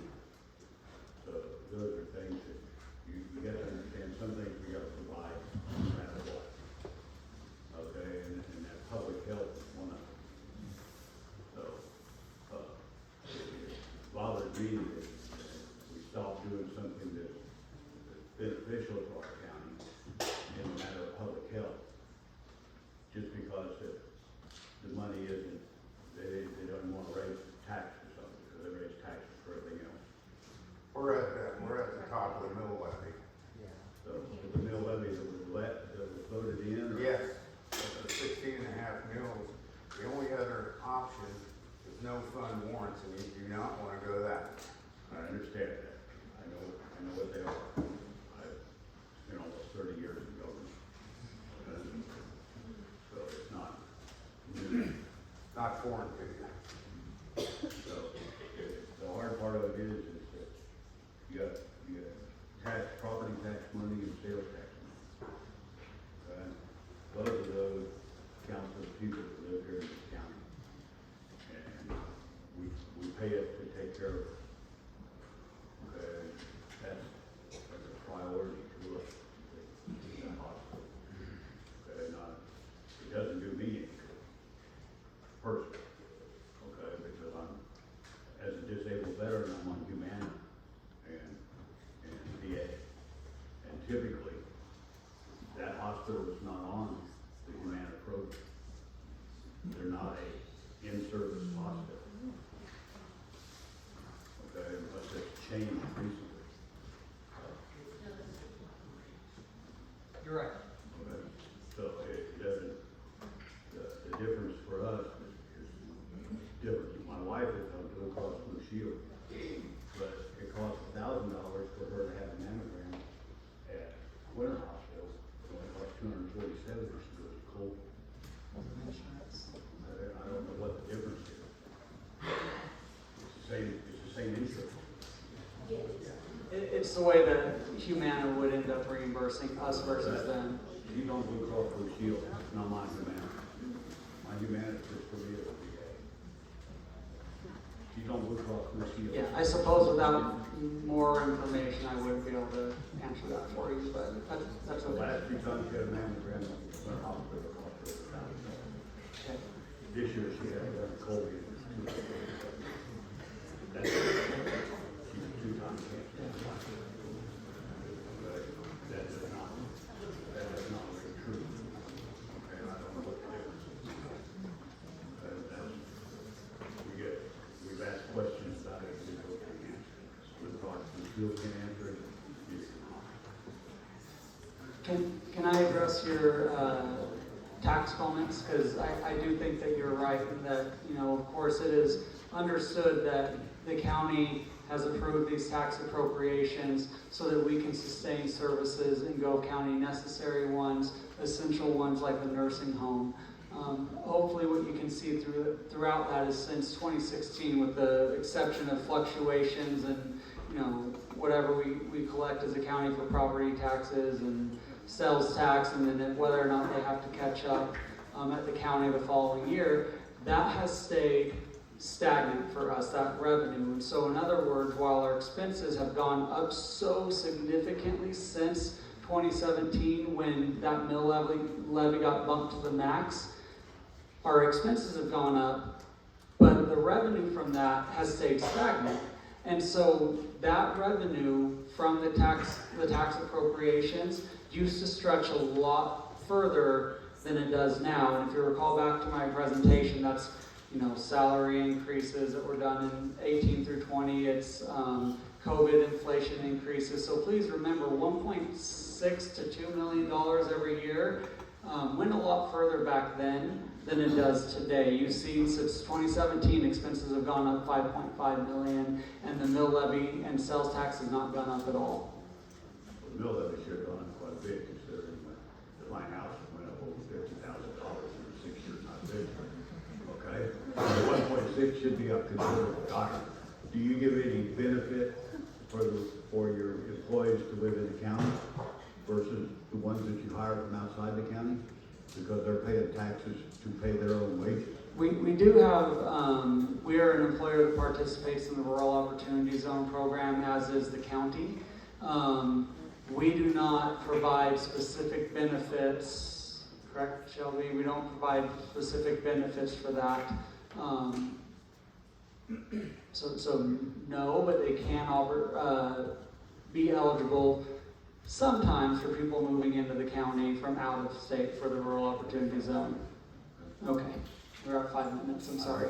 Thank you. Thank you for your questions and thank you for your service. Dixie Czar?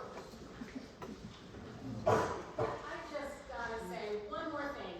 Not a question, but I'm begging you. Go back to Topeka, talk to your cohorts, get things going now. And the rest of us, let's start making phone calls, let's start writing letters. We've got to do something, you guys. I have no idea what's so serious that our nursing home is going to be closed. We've got to be educated and we've got to beg for help. We're not the only county affected. Please, take a minute, write a letter, email, do it. Jimmy, you want to come? Thank you, Dixie.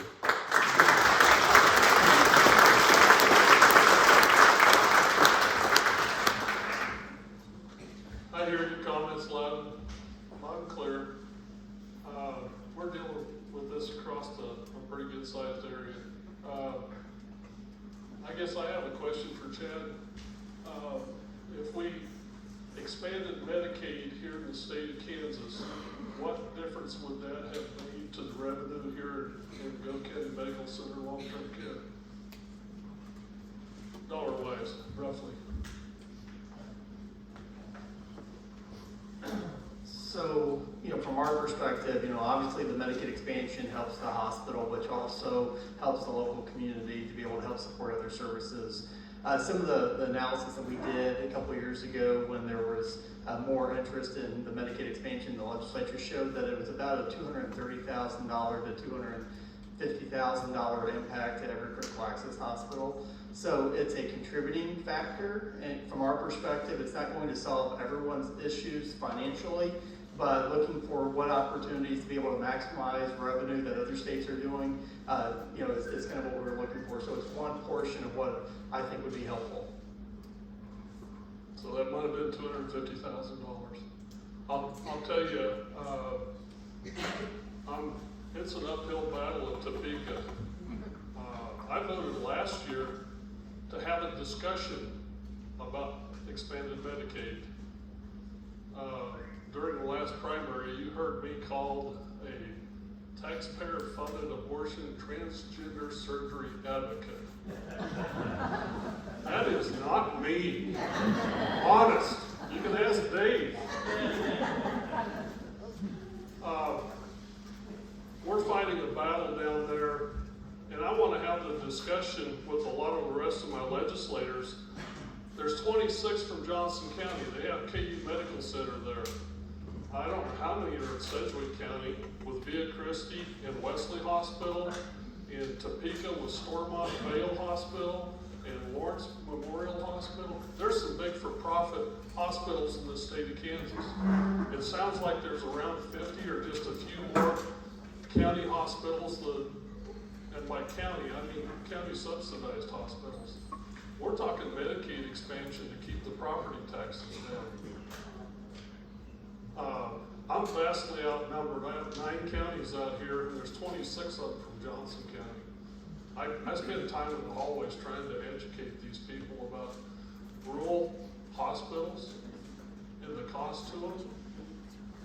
I know it's not much, but this last, it was late Thursday night, as we're trying to finish up our first adjournment down there, between Troy Waymaster, Chair of Appropriations from Russell, and Rick Villinger, Senator, Chair of Senate Ways and Means, they got $61.6 million included.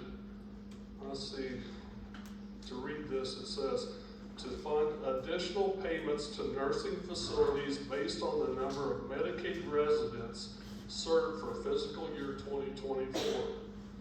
And they also got added $34.4 million to fully rebase the daily Medicaid rate for nursing facilities for fiscal year 2024. They got a little bit slipped in a year ago. They got a lot more slipped in this year. Those two guys understand it out here, and if you see them, tell them thanks. It's not a great deal, but that's $96.5 million. You split that on 50 hospitals out here, and they're not going to get the entire amount of this. A lot of this is going to those big urban areas I just told you about. And we're passing out. I understand it'd be great if we could solve all the problems from the state legislature. I'm here to tell you that's not always going to happen. This is something every community's, my home community's got cities facing the same thing. I think we're losing about 250,000 a year. We had a 74-bed nursing home, got down to about 40 people in it. And the cost of nursing is just skyrocketed. I don't know how, Doc, I don't know how we're going to ratchet those nursing salaries down. Short of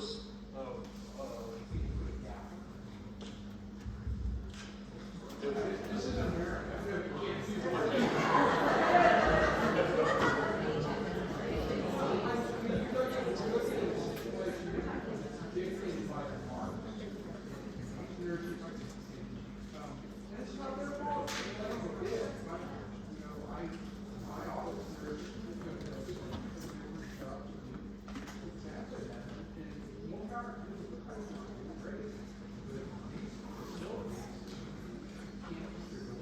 I get it, Doc, but if we put the Kansas nurses under a cap, I can imagine where else they might go.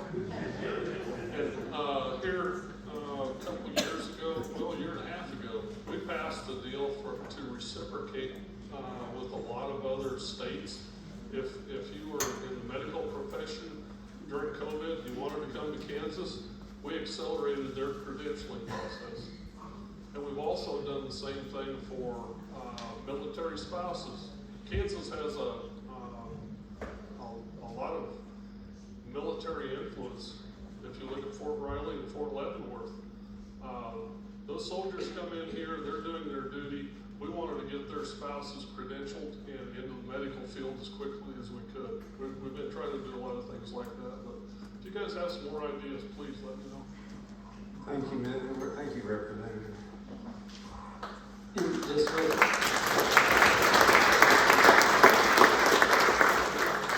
And I anticipate this coming to be a question, so I'll address the 90 million.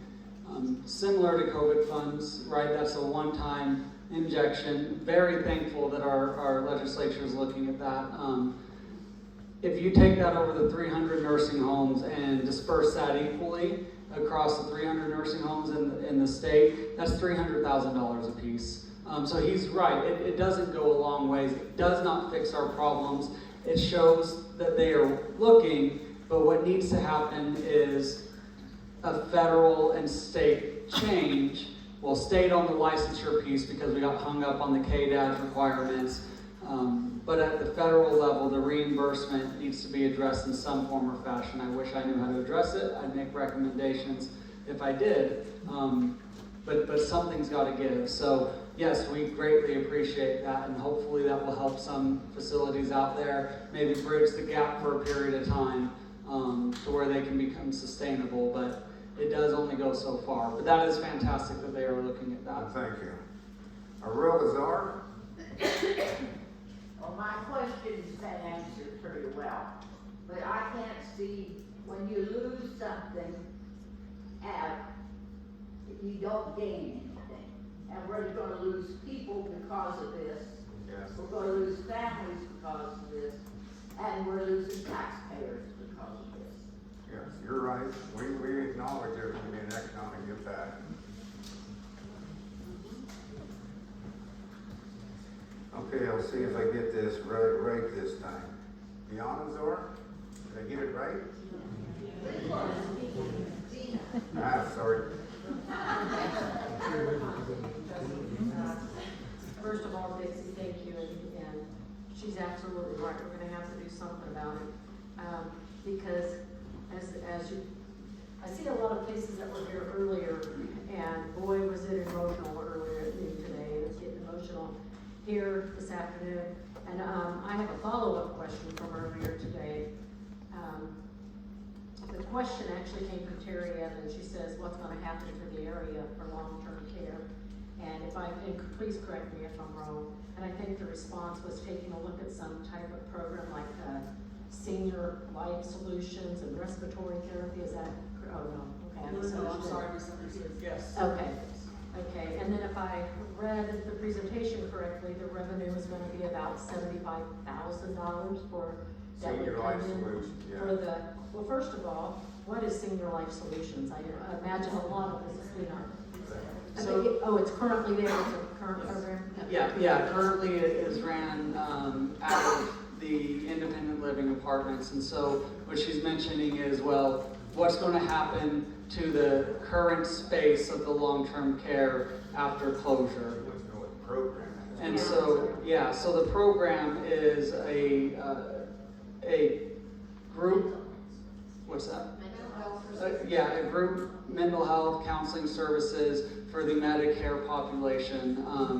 And that is one thing that, just like this long-term care deal where we get penalized, technically, we could see one patient in there all year, but because it is 100% Medicare and is in a certain amount of square footage, it doesn't matter if I see one patient or if I see, 100 throughout the year. I'm going to at least make $50,000 because cost gets allocated to that department and reimbursed at 100%. So it takes advantage of the situation that is unfortunately punishing long-term care settings. Okay, so that would be a great thing for our legislators because, that is a double-edged sword. So as you're sitting there talking about just the revenue that it could bring in, you might only serve one patient. How much is it costing? How many employees do you have working in that type of a program? Surely it's costing a lot more than what is coming into that type of program. So we will see more than one. I was just giving the example. We have 2 employees in there. They run the group therapy program, and then of course there's a therapist that right now we're looking to recruit. But again, I could pay them $300,000 a piece. 100% of that's coming back to the organization because of the Medicare cost report, and it's 100% Medicare in that department. But we're not gonna pay them for it. We are not. I'm just saying. And I'm not saying it's not a needed program because I'm sure it's a needed program. And mental health is a serious issue in every community. But no disrespect, but if it's for, as it seems to be for more elderly people, and Yes. they're leaving us now. We've got a lot of them leaving.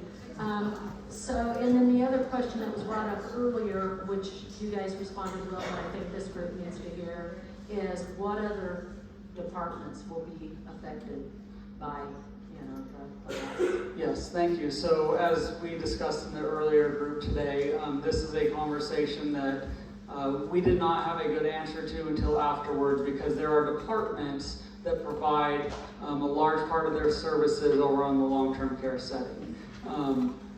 We obviously could not dictate for them what their staffing levels would need to be. We needed to work with those managers. So we have started those conversations this week. We are getting closer to a solution on that. We cannot drag this out for those employees because if it does have an impact on those departments, they need to know soon.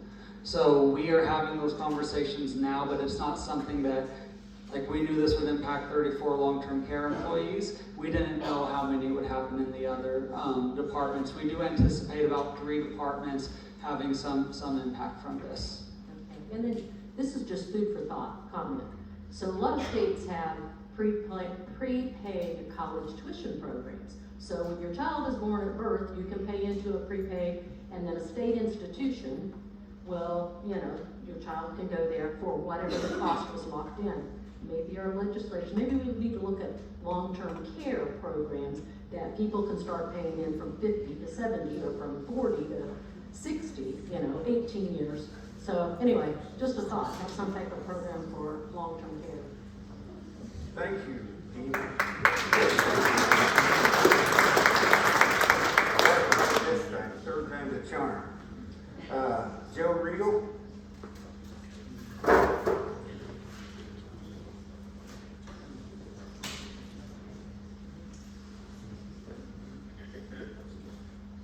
With the nurses, you said it's paid at a state level of 25%. That's the Kansas Hospital Association Okay. wage scale. In comparison to the agency salary, what's the difference? I don't know that. We don't know what the agencies pay their nurses. That's part of the problem with this, is that as they have increased what we pay the agencies so significantly. Well, you said between 120 to. That's what we pay the Yeah. agency, but that is not what the agency pays the nurses. Well, that's what it costs us to have an agency. Yeah. Yes, you are correct. What's Yeah. that in comparison to paying our own locals a regular salary? So, I mean, without we're divulging paying- salaries, about If 3 we're to 4 paying times more. $35 or $40 an hour plus, let's say, medical, isn't that still cheaper than paying 120? Yeah, absolutely. And if you're getting to the question of, well, why don't we bump up wages to make it more competitive with what maybe we would see from nursing agencies? If that is what you were asking, the answer is there becomes this fine line in between all of that, right? So we have all of these agencies that are charging $120, $140 per nurse, and we need more of them than ever before. So one, just by increasing wages, we're not going to magically have nurses appear out of nowhere. We have a housing shortage for recruitment purposes. We have to have people that would be willing to move here from urban areas and otherwise. I don't know if Chad mentioned this in the presentation to this one, but he mentioned in the earlier presentation that Kansas has a nurse shortage between 2,000 and 2,500 nurses. We don't have them.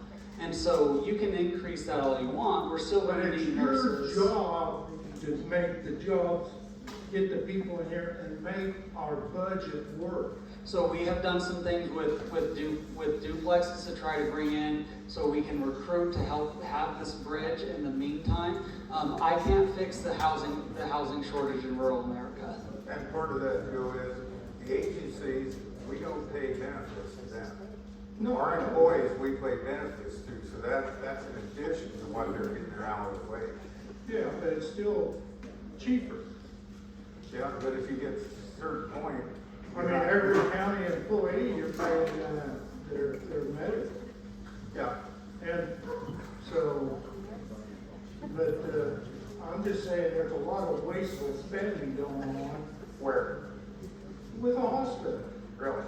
Yeah. You look at the books and you can tell me that. Well, I see an empty lot over there where they bought a house and sold it for $1 and dozed it off. Didn't sell for $1. Well, that's what I was off of it, wasteful spending. And What about that gazebo? That was COVID money.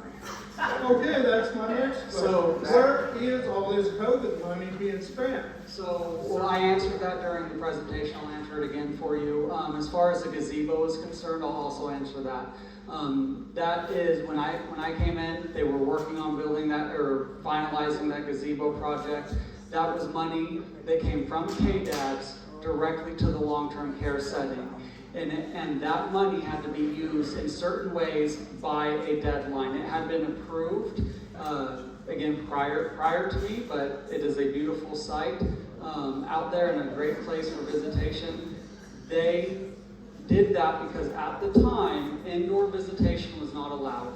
And so they were trying to find locations so that people could come visit our residents in an outdoor setting without restriction. So that is where those COVID funds went. There were specific dollars that had to be spent on specific things. As far as the COVID funds, as I mentioned, I addressed that in the presentation.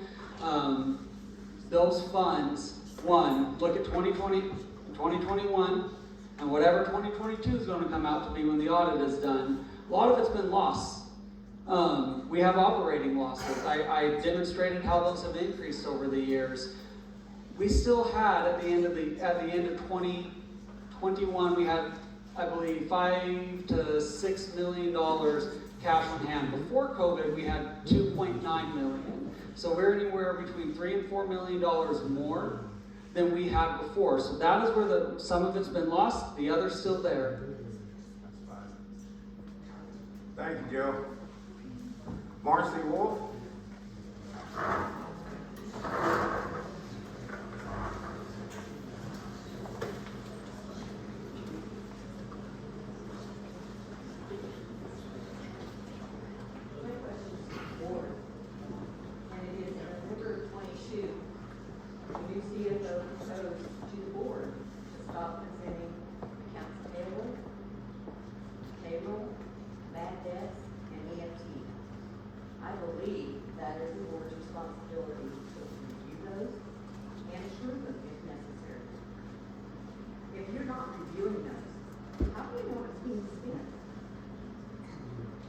Because we do review them.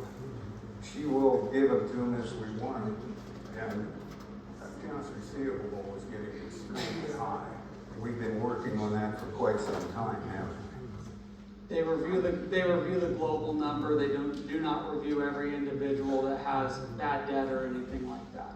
I thought that had to be reviewed and approved in ordinance, the names.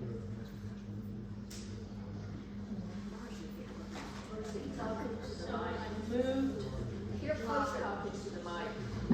Can you hear me? So there's a set of federal laws, Sarbanes-Oxley, it came in 2002. 2004, it was expanded to not-for-profits. In that act that came as a result of Enron, we are required, as the financial responsibilities to our board of trustees, to present 3 documents: a balance sheet, a change in net assets that you used to call an income statement, it has a new name now, and a cash flow. Those are the 3 required documents. They had been getting a balance sheet and a change in net assets, but no cash flow.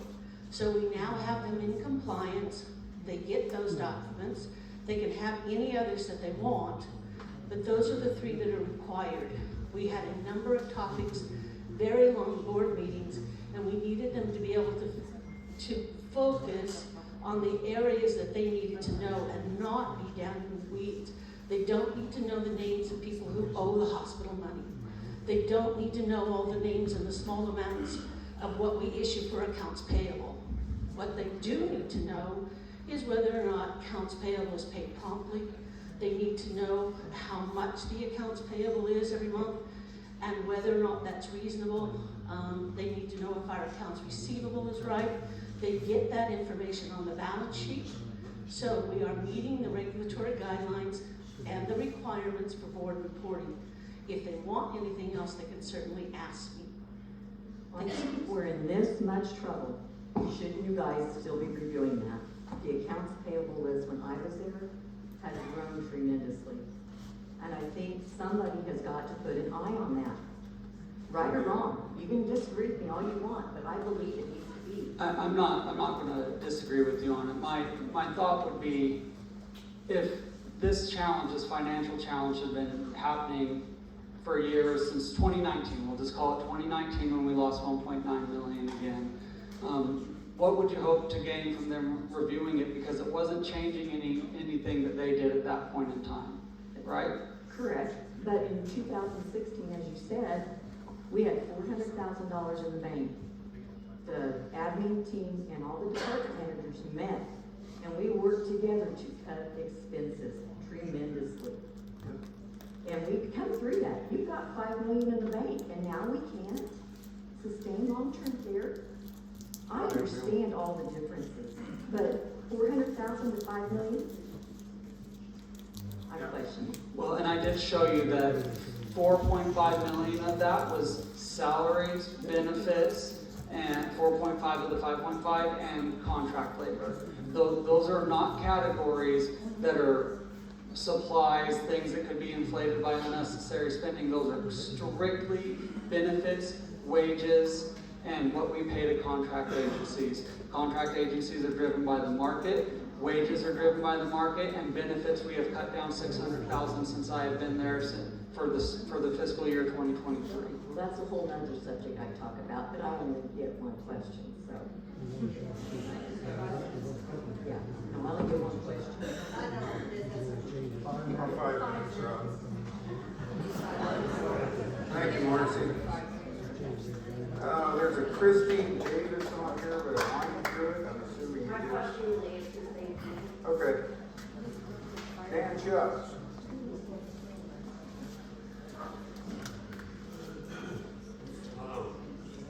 I've got more of a question, I guess, related to our community, to our county. I'm a business owner, so I've encountered problems you folks face is, okay, deficits over, come close to shutdowns several times. I choose to live out in this country because of the benefits. I'm not one that wants to, and through COVID, I thank God I lived out in this country. And I've always been kind of raised around the option of if there's a will, there's a way. Okay? And when things get tough, it's tough to get going. And in that, a person can find solutions. And I know you guys have got this right here in front of you. Okay? And I'm not saying you haven't viewed all the options. I'm not saying, and I'm not being critical, this is not a stone throwing that I'm wanting to be. So, what can we do? If this is very, this is very dear to the hearts of the community people, okay? And this is something that I get a little bit tired of, nothing against anybody in the government. We send a lot of money that way and we beg for it back, okay? And I'm going, okay, that's kind of I don't know, that a little moronic. I know that we all have possibly retirements we send money to. We take money and we put it in a lot of different investments. I would like to know, it'd be interesting to know how much money this county sends out of state every month. Okay? Going wherever. Going to, 401k, it's going to a mutual fund, it's going to an investment for retirement. And I get it. I'm not knocking anybody doing it. I do it myself. What if that money was taken and used for things that are dear to us, okay? Nursing home, hospital. And now it sounds like I'm calling for another tax to fund what we're trying to not close. And possibly that kind of could be. How dear to us is this, and are we willing to step up? What's it take? Can we own the nursing home privately? Somebody could. Okay. Can it be done locally? Can we do it with local people? So a couple answers to that. The first one is that any nursing home that is brought in privately or otherwise in this county will have to have a new license, right? There's never been one for that entity because that entity doesn't exist yet. So it would have to have a new license. In order to have a new license, the building will have to be in compliance with post-2011 KDA's physical environment requirements, which was the barrier to us getting it licensed. Because yes, we've had a nursing home, but we've never had an independent licensed nursing home. So there would have to be a new building built. I can tell you right now that that would be cheaper and quicker than gutting the current space. It's just, when you look at the environment, the physical environment requirements, it's extremely, it's a very large barrier. So they would have to do that. I will also tell you, I was having a conversation a little bit prior to this, the start of this meeting, and Medicaid reimburses a portion of what it actually costs to care for each resident each day.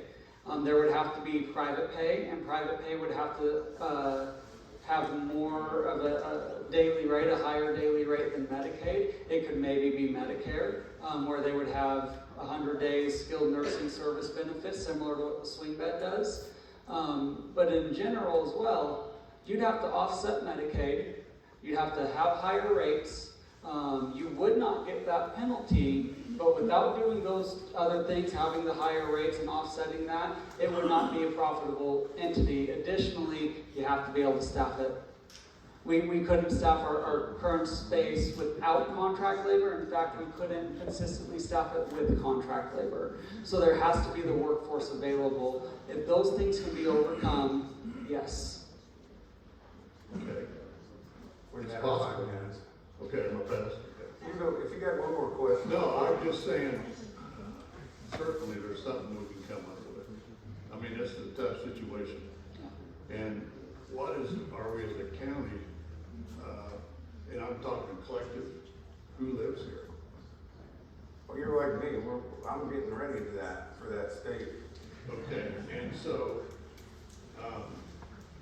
I just think that things could be, the other options could be looked at. Is a facility unsafe? You can't get it up to licensure the way it is. It's not that sensitive. So it's not unsafe, so why do we have all this other stuff? I mean, our government does, okay, and I get that. If it's an unsafe facility, then absolutely, gotta do something. I don't know, that's just a question, so my encouragement for the community, what can we work out, can we come up with something that's gonna take, it's gonna be tough, it's not an easy job, it's gonna take digging deep to make it happen. Yep. Is that an option? Thank you, Dan. Will Hurst?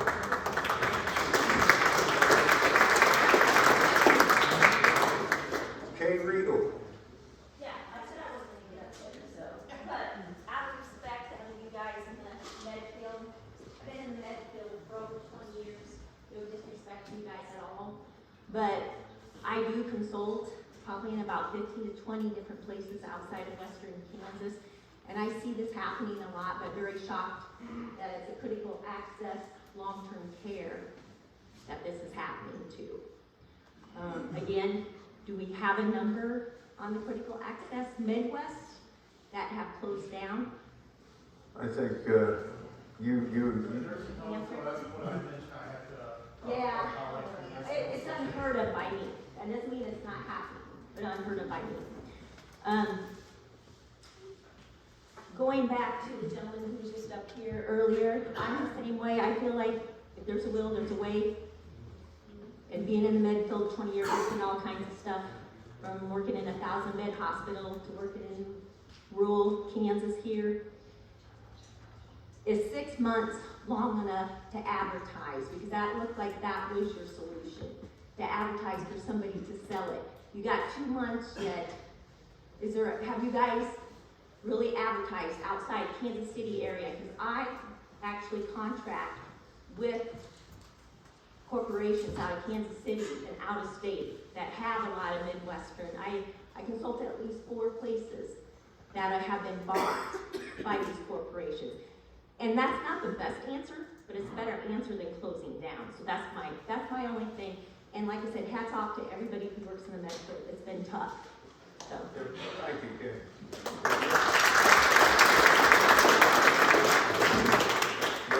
When you contact as many as we went through and you don't get back any responses and then they don't want to own the facility, they just want to manage it, what do you do?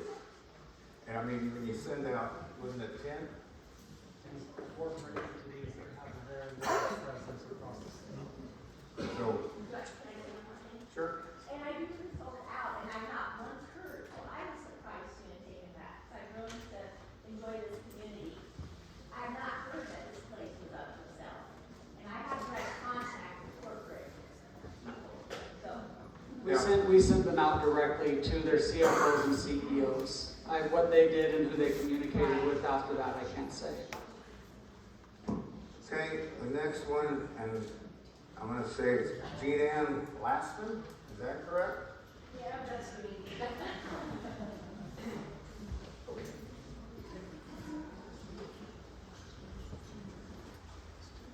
And I really don't have anything that wonderful to say, but I do, I've had a lot of the questions I did have answered, and I agree with all the people that are talking about it's up to us to, if we don't like, you know, we need Medicaid.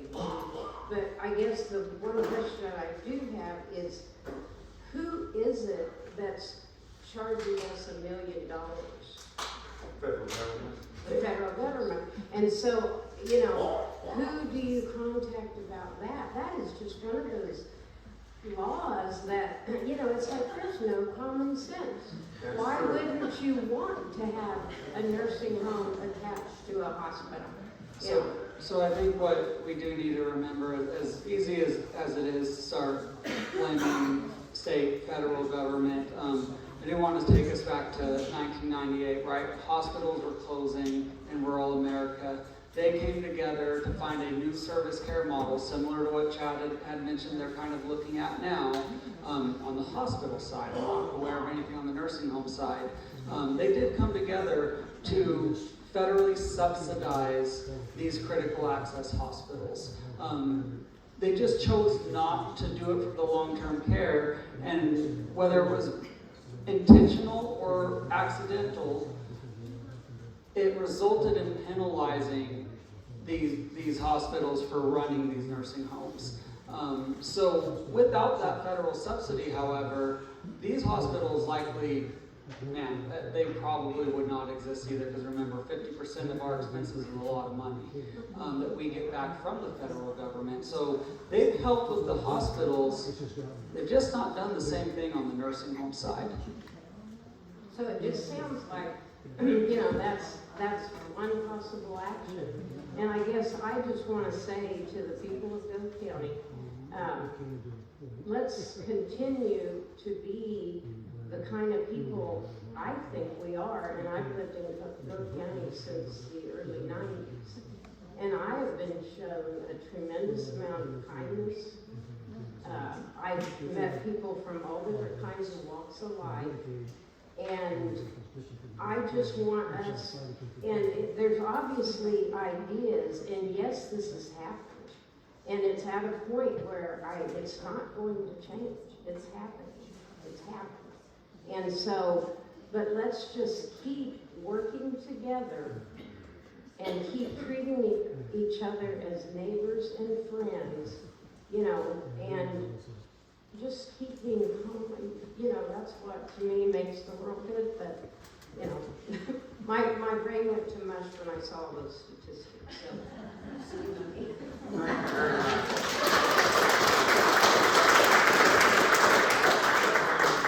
Well, add to your point, the first thing we need to do is help get this licensure changed in the state of Kansas. And Doug Alvin got me in contact with a guy who's getting in contact with some legislators down there, and hopefully we can go down, if nothing else, to go. Sorry, is your name down? She runs the nursing home in Goodman. Oh, okay. I'm sorry.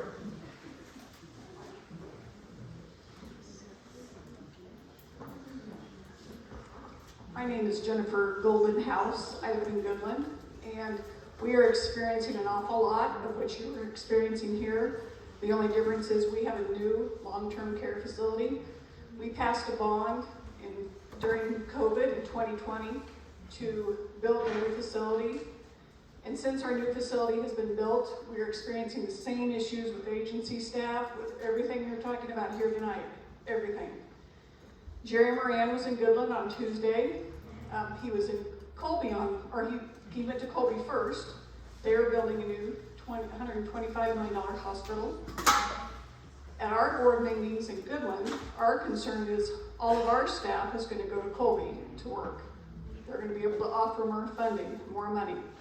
We have raised our base salary for a CNA who just graduates at 16.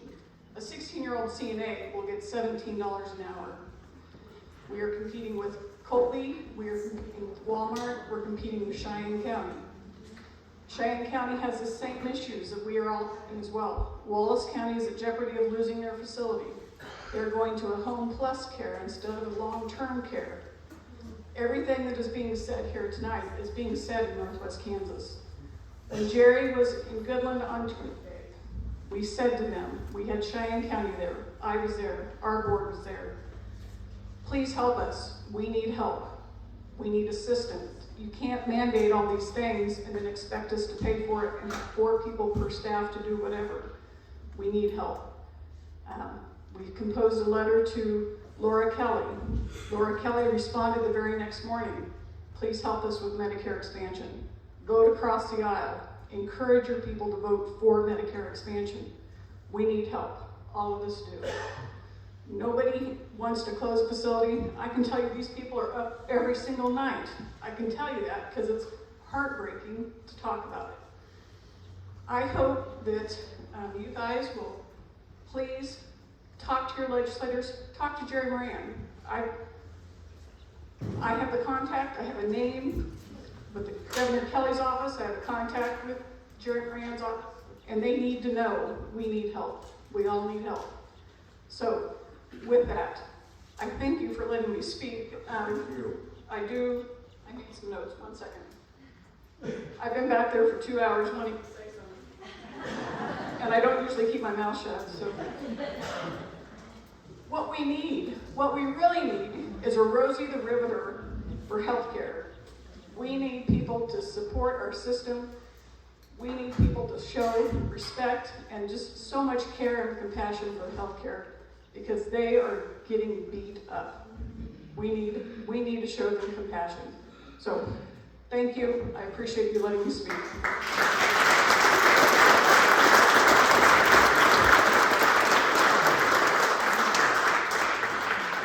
Jennifer, thank you for the insight. We know that that's going on, but to hear it from somebody truly doesn't make a difference, at least makes you understand a little more. Next person is Camille Campbell. I pass. Okay. Mary Tuttle. Okay. Carol Kinderknecht.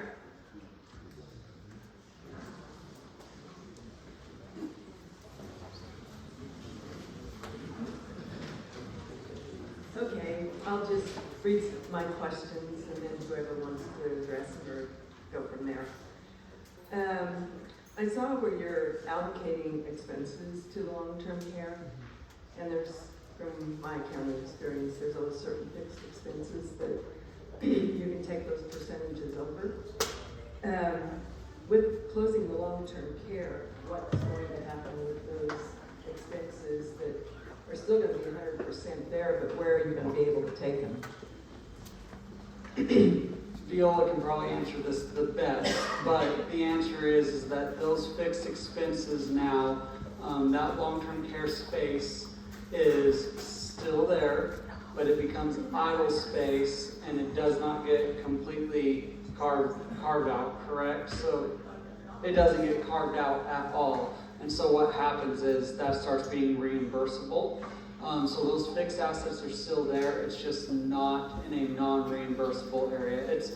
I know it's really complex. It took me a while to figure out the cost reporting stuff, but does that go back to is that going to somehow reflect back into the hospital? That's that $1 million. Yes, that is because now it becomes those fixed costs and things like that become reimbursable. That is part of that $1 million. So yes, is that fair, Viola?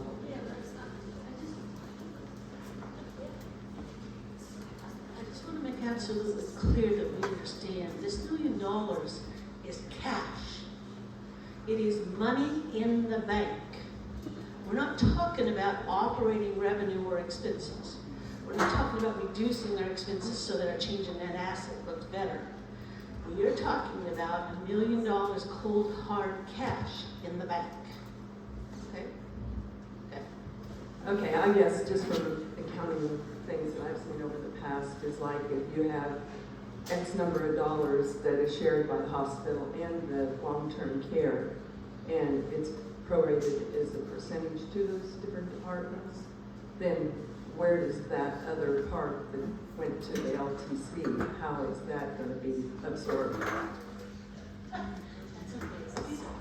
These are great questions, thank you. Because it's difficult, it takes a long time to learn, so I appreciate your asking. It's one of the reasons why someone says, give me a change in net assets, a P&L for the long-term care. And I said, that isn't going to help you. So we have departments in the hospital, and we do the revenue and expenses separate for each of those departments. But let's take long-term care, because that's the one that we want to talk about tonight. We have revenue for long-term care. That's what Medicaid pays us, and that's what the self-pay pays us. That's easy. Everybody understands the revenue part. On the expenses, we have the dollars for labor, we have some food, but here's what's not there. So when you look at it, it says, oh, here's the revenue, here's all the money Medicaid gave us, and here's all the self-pay dollars. And we look at the expenses, and it looks like they're making money, but they're not really. Because here's what's not there. Dietary. 65% of the meals that are made in our dietary department belong to long-term care. None of that expense, not the food, not the labor, not the electricity, none of that is over on the long-term care P&L. EBS, laundry, 50% of what they do belongs to long-term care, but it's in their own department. We don't put the labor, the soap, the electricity, the dryer sheets, we don't put all of that over on long-term care. When we do the cost report for Medicare to get our reimbursement for Medicare patients, we have to do that. Yeah, okay. Okay, and that's where the $1 million comes from. There's $1 million of expenses over in the rest of the hospital P&L that it is not on the long-term care one. Yeah, okay. All right. Okay, another question. You had said that bringing the Blue Stem in is going to result in close to $500,000 in revenue. Is that after pulling the doctors in? Is this net revenue you're talking about? This is net, yes. After paying the doctors and all of that? Yes, it's all of it. It's the pro forma done by our firm that we are working with. Okay.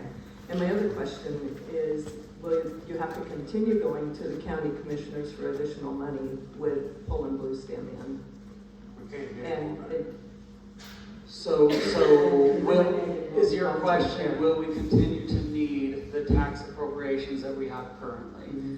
Okay, the answer is similar to the one that I gave earlier. Those tax dollars now are just as important, if not more important now than they've ever been. That has remained stagnant, the tax appropriations have, and the expenses have gone up $5.5 million, right? So once all that comes in, we are not going to be able to offset completely to a break-even stance without the tax appropriation dollars as they are today. okay. We got 5 minutes.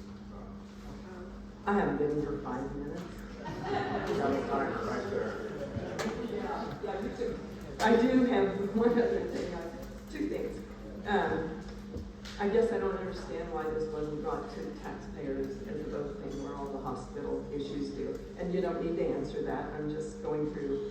The other thing, the Endowment Foundation put a big chunk of money into these independent living units. I'm the executor of the Endowment Foundation, and that kind of touches home where we've got to deal with that now, kerplunk situation.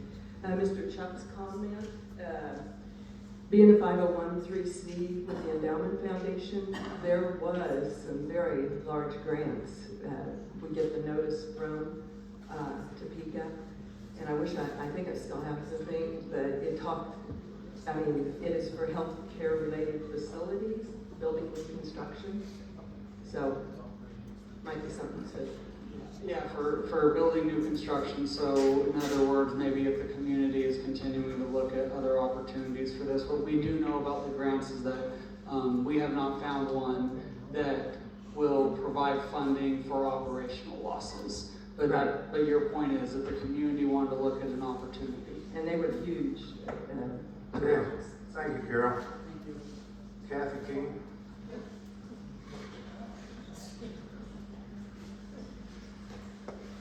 And I learned from this afternoon that if I take my 5 minutes for my questions, then you get to answer.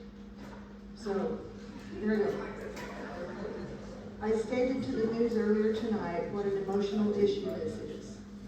I'm trying to find a spot for my 99-year-old mother currently in the long-term care. This afternoon, I'm pleased to report that I received a phone call letting me know she was accepted into Joaquin, the closest facility to us. However,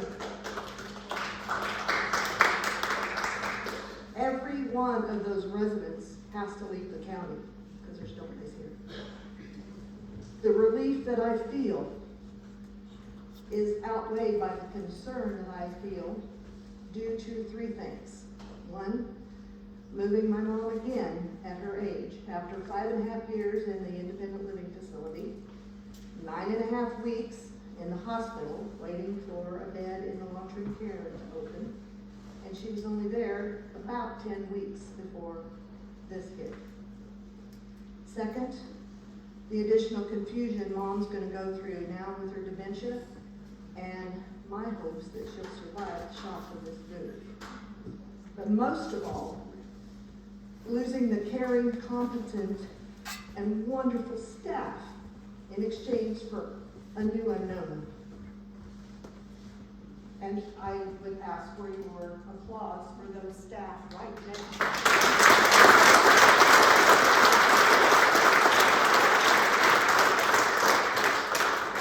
So my personal concern has now switched to that of the community impact and the staff and the remaining residents that are seeking placement. I stated at the new meeting, when other LTCs are taking our residents, some are saying that they will also take our employees, making room for more residents. However, this is where I want a little clarification.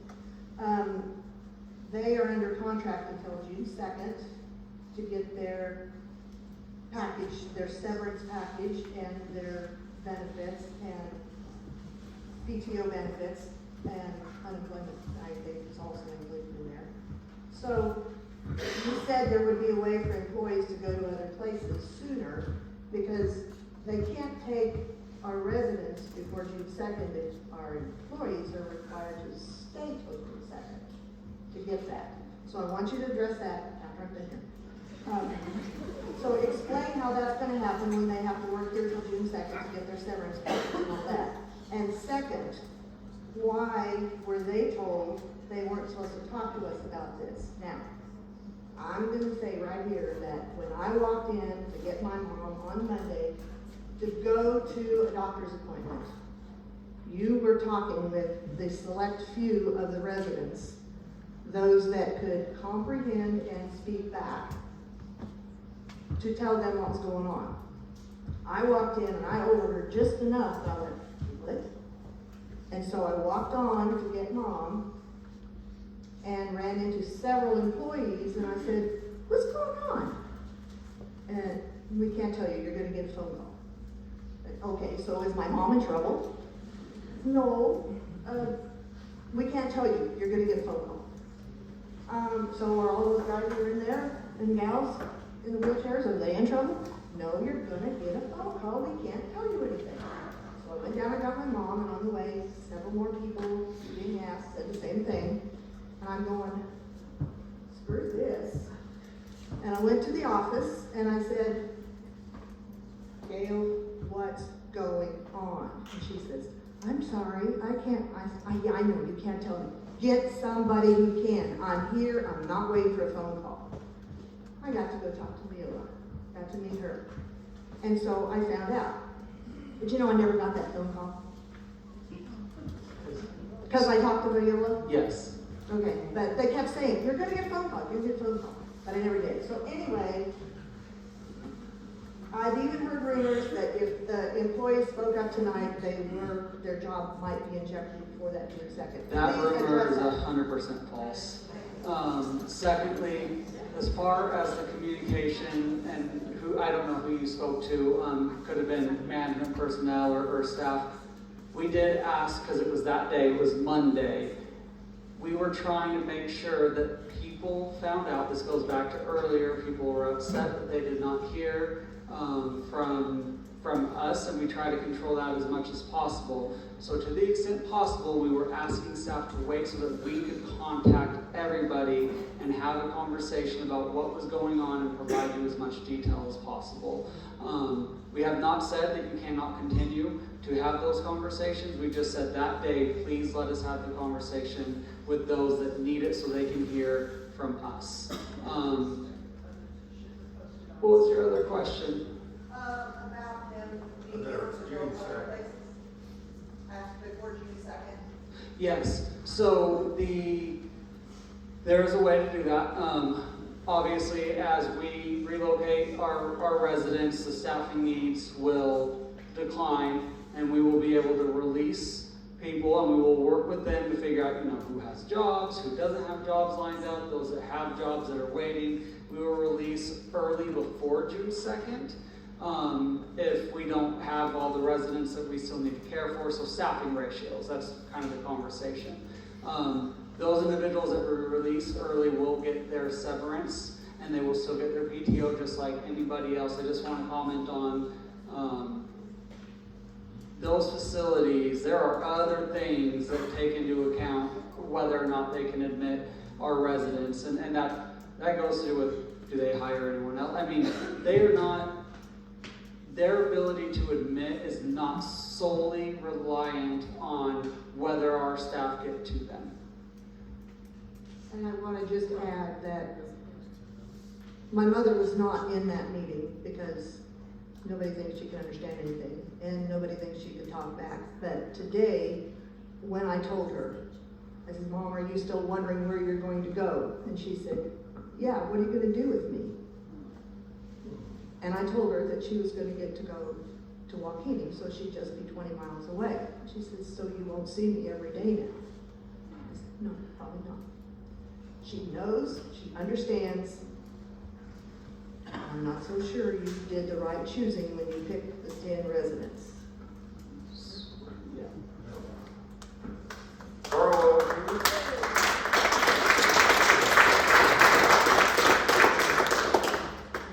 Before everybody leaves, I'll transfer my time to Jeremy Blackwell.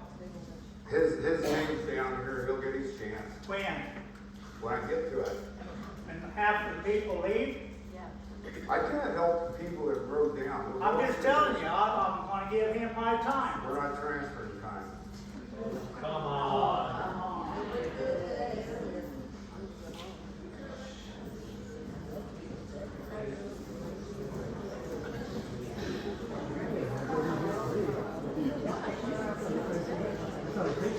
I guess the first thing I want to know is how many long-term rooms you have made into offices. That I can't answer. Since I have been here, I don't know that we, forgive me if we've done one or two. Since I have been here, I don't believe we have converted any. I believe you're telling the truth, but that ain't what the question was. So none of you know? I don't.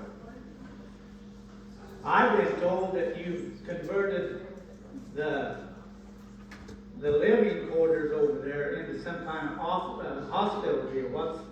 What are you doing there? So that's the independent living, that's respiratory therapy, sleep studies that we do out of there, and the senior life solutions that we run out of there as well. But yeah, on the independent living, on the rental apartments, they've been converted. Since I have been here, that would be 2 of the 3 rooms that are there have been since I have been here. Sure. So why couldn't you taken the house that y'all bought over there, made office spaces into that, put living long-term people in these closed offices that you made offices? If the hospital has problems filling their hospital beds, maybe y'all need to take long-term residents and put them over there. I believe they pay their bills. You know, I read in the paper every month how much money you lose from people not paying their health bills. I mean, doesn't that make sense? Yeah, so we would not be able to license any long-term care beds in the hospital. You can't do that. As far as the house is concerned, trust me, we've had those conversations. Can we put offices over there? We talked about senior life solutions over there instead of the independent living. We had worked with our maintenance director. He had people on site. That wiring is not up to code over there, and so we could not, without whatever, I'm not the guy to talk about this, whatever has to be done to bring that up to code would have been significant, and it was determined that to invest money into that was not worth the investment, whatever that dollar figure would be. I went up there one day to talk to Peggy Ritter, and she said that you'll have to follow me to my office. I followed her, and we went over to the hospital in the living where the people, that was her office. Are you kidding me? She has been put in the outpatient clinic space when she is there 2 to 3 times a week. On a global point, we don't have office space. We are trying to do everything we can to fit people into spaces that we can put them in. But she is now over where the outpatient clinics go, kind of by registration, and she does have an office there 2 to 3 days a week.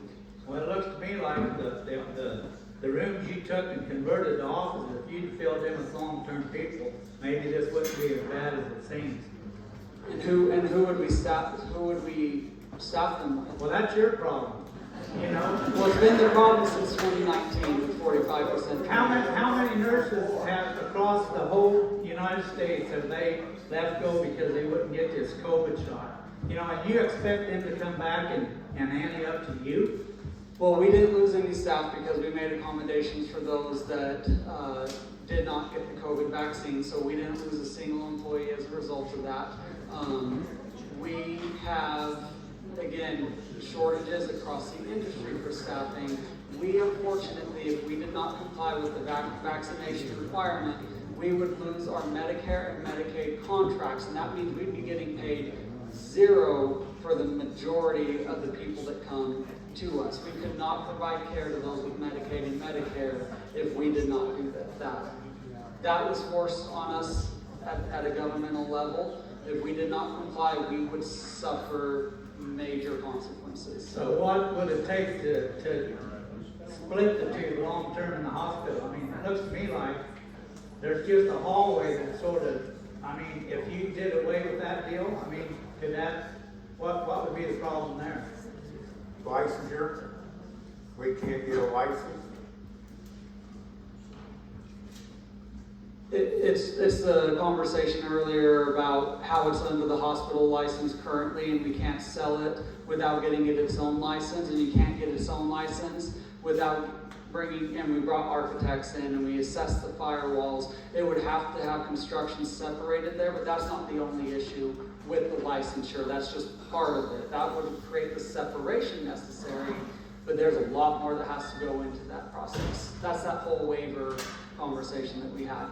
Well, if this was going on for the last 8 years, I mean, it looks to me like you all did something better than you're doing now. Thank you, Carlisle.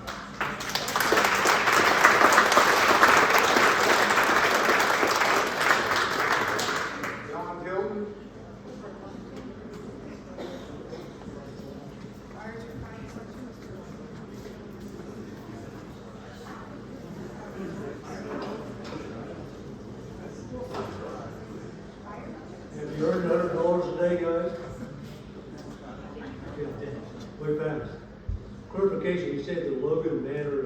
sold, are you talking about the city of Logan or Logan County? County.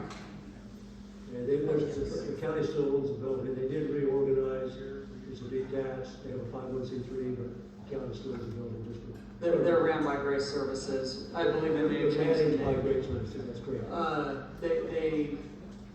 I know that they own those operations, or maybe it went back to the county. I Either just way, I talked talked to the county commissioner this afternoon, county still owns the building, they manage it, it's just a clarification, I didn't know you were talking Logan County or Logan. Yes, sir, Logan County. Back to your point, I know you had a tough decision to make about do it pre this meeting or afterwards. I thought about it after I left, back in 16 or 17, we were in a very similar situation. And the problem was way bigger than the board, administration, city clerk, whatever. It had to be a county-wide deal, and so we didn't have a choice, either ethically or morally or just common sense was, we had to do the taxpayer. And it worked temporarily. And I guess that's my biggest discussion. The question on the disclosures. I understand if I'm one of the bidders or one of the people that respond to your, want to sell the long-term care, and I send my information in, and here's my tax return, and blah, blah, blah. Yes, I'm probably gonna have you to sign this non-disclosure agreement before that. The statutes also allow for that conversation to take place. But beyond that, why does the disclosure agreement prevent you, first off, you have to have meetings to decide you to do that. Do we try to disclose it, do we try to sell it, manage it? You had to have meetings to do that, correct? Even decide to go to that solicitation. So those should not be covered in that disclosure. You didn't have them at the point. Does it make sense? Am I missing something on the disclosures? They restrict, if I'm going to respond to it as non-Tilton Incorporated, yeah, I'm going to say, hey, I'm not going to talk to you guys until you sign this. I understand that. And that protects me. That protects my information. It doesn't preclude you bringing the rest of this out in the open.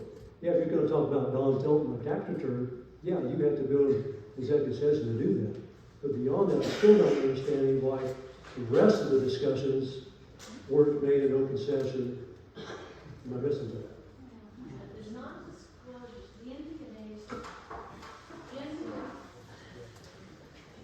the non-disclosure agreements with NDAs that were in place as we started to do considerations of someone else buying were two ways.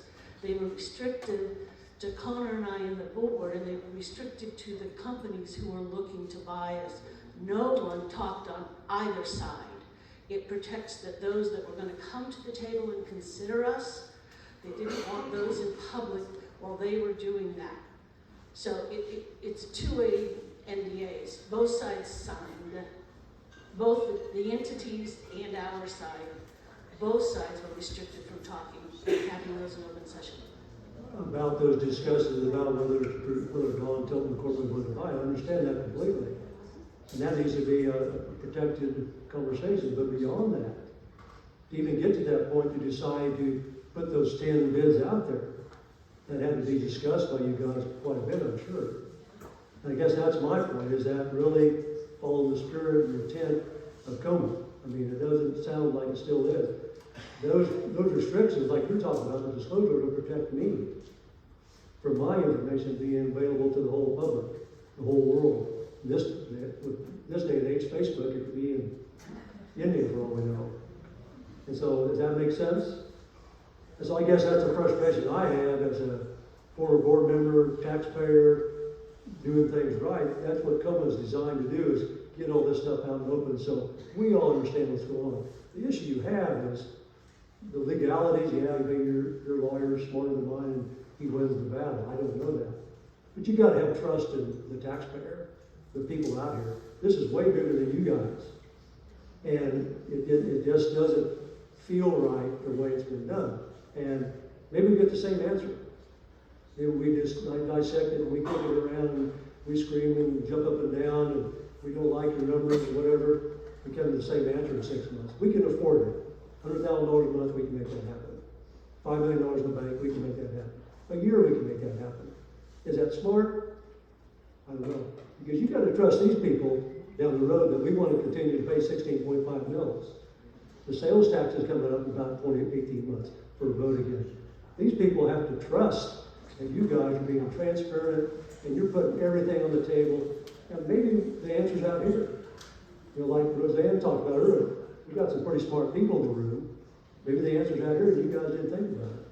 And that's what we were at 6 years ago. We had no choice otherwise to make it happen. So we got the docs engaged, we got the employees engaged, everybody. I was so sick of meetings when I got done, I just wanted to stay home and take a nap.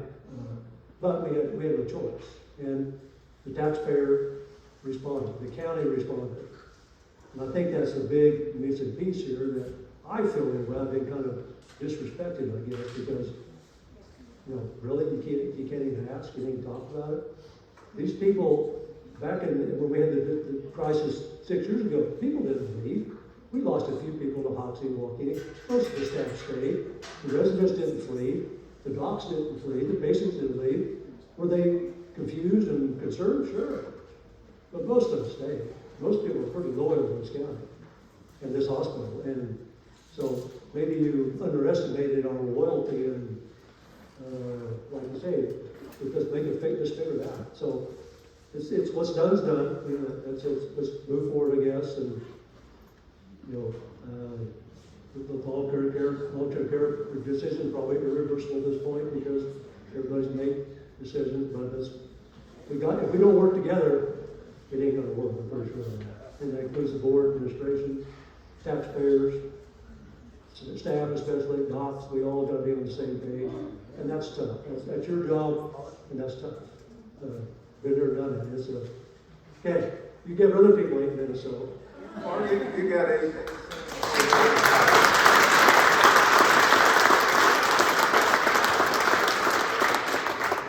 Thank you, Don.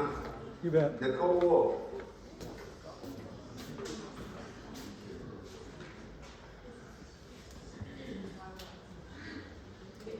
Past my bedtime, I'm ready for bed, but don't worry, I won't put you guys through what I did earlier. Just have a few comments and questions. Moving forward, so if we bring in Blueston, it's going to help our hospital. I don't want to see our hospital go. Nobody wants to see their hospital go. You said earlier that you were talking with a dermatologist, possibly bringing in, which honestly, I'm grateful for because my son's skin condition is dermatology.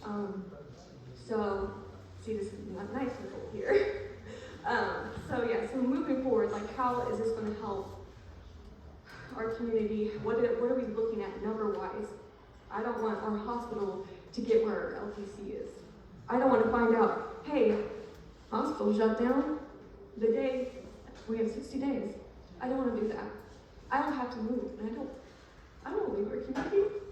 So thank you for that.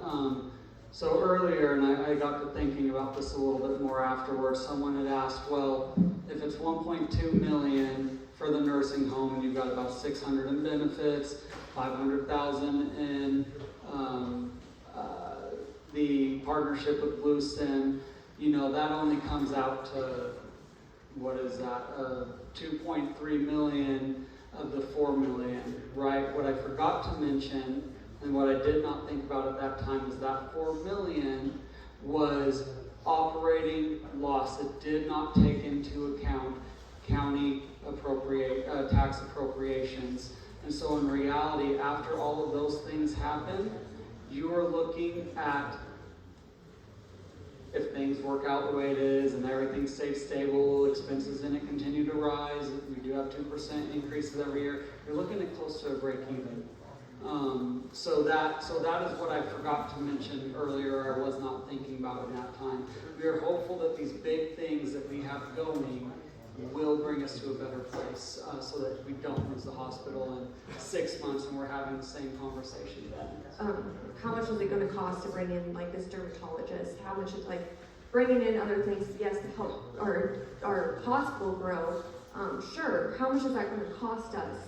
So the dermatologist will be just like any specialist that comes out here, right? Once a month, twice a month, whatever this individual prefers. The contract will be one piece, but we then, of course, we have reimbursement on that. One thing I will say is that prior to all of this, I actually had a meeting scheduled with 2 other CEOs nearby to talk about a collaboration on how we can recruit specialists to come service these three facilities that we were discussing, to try to even have a partnership with a larger facility they could hire on, they could dedicate them specifically out to our facilities.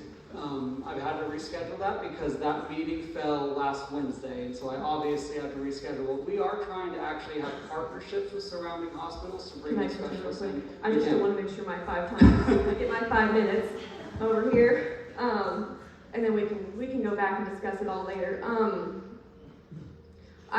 Our hospital, it costs a lot to get seen there. It costs. I don't have insurance. I pay it all out of pocket, and we are loyal to our community. I'm not going to go up to Hoxie where, yeah, I can be seen by another doctor for $50 compared to paying $120 up here because I'm loyal to my doctor. I'm loyal here, but can we bring down the price? Little? Because that's what's driving people away. So our prices at the hospital are set. And at Blueston, so I'm hoping that maybe when we converge, maybe we can bring down the prices a little. That's just something. As somebody that's paying. And I've not discussed with them that part of it at all. What I will tell you is that our insurance, where we, again, Viola can answer this better, we do not set our private pay rates on the hospital side for services much more above what we get reimbursed from Blue Cross Blue Shield.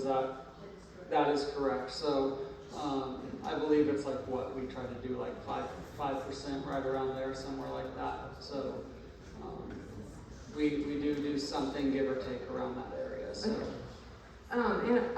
I know we kind of talked on the rent conversation. So the duplex that you rent out, the house on the corner, can you guys rent that out too instead of the duplex, or is it just unlivable? Is it going to go to waste? What is the plan? Can you resell it, try to get your money back? And the people that are staying in that house that we're paying $900 a month in rent in, are they working for less? Because if that's the case, pay my mortgage and I'm there. I'll work for you. So part of that again is reduction. Okay, part of that is reduction in contract expenses when we're able to provide. That's where you make that up. Some of it is recruitment, and we've actually used it a couple of different times. We just do it for a temporary basis until they can try to find a home, because we don't want that being a barrier. Which you did say we do have a housing shortage, and I wish, which we need to discuss. We need to get some houses up in Quinter. We need to see Quinter grow instead of deteriorate. But one more thing, because my 5 minutes is up. A lot of people have been talking about the staff, and the other 2 ladies are gone, but they're awesome. That's the A team. Those 3 CNAs, look away. They're the A team.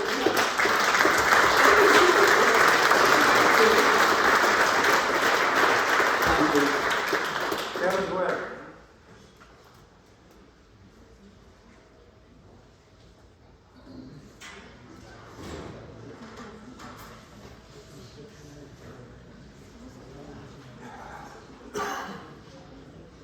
I was wondering why the board approved the presentation from our CEO, why we're talking about operating expenses for 2019.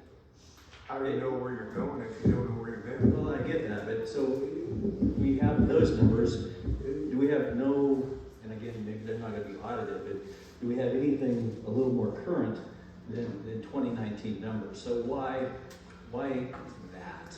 Is there deflection? Is there deception? We showed our last audited year of 2021. 2022 is being audited right now.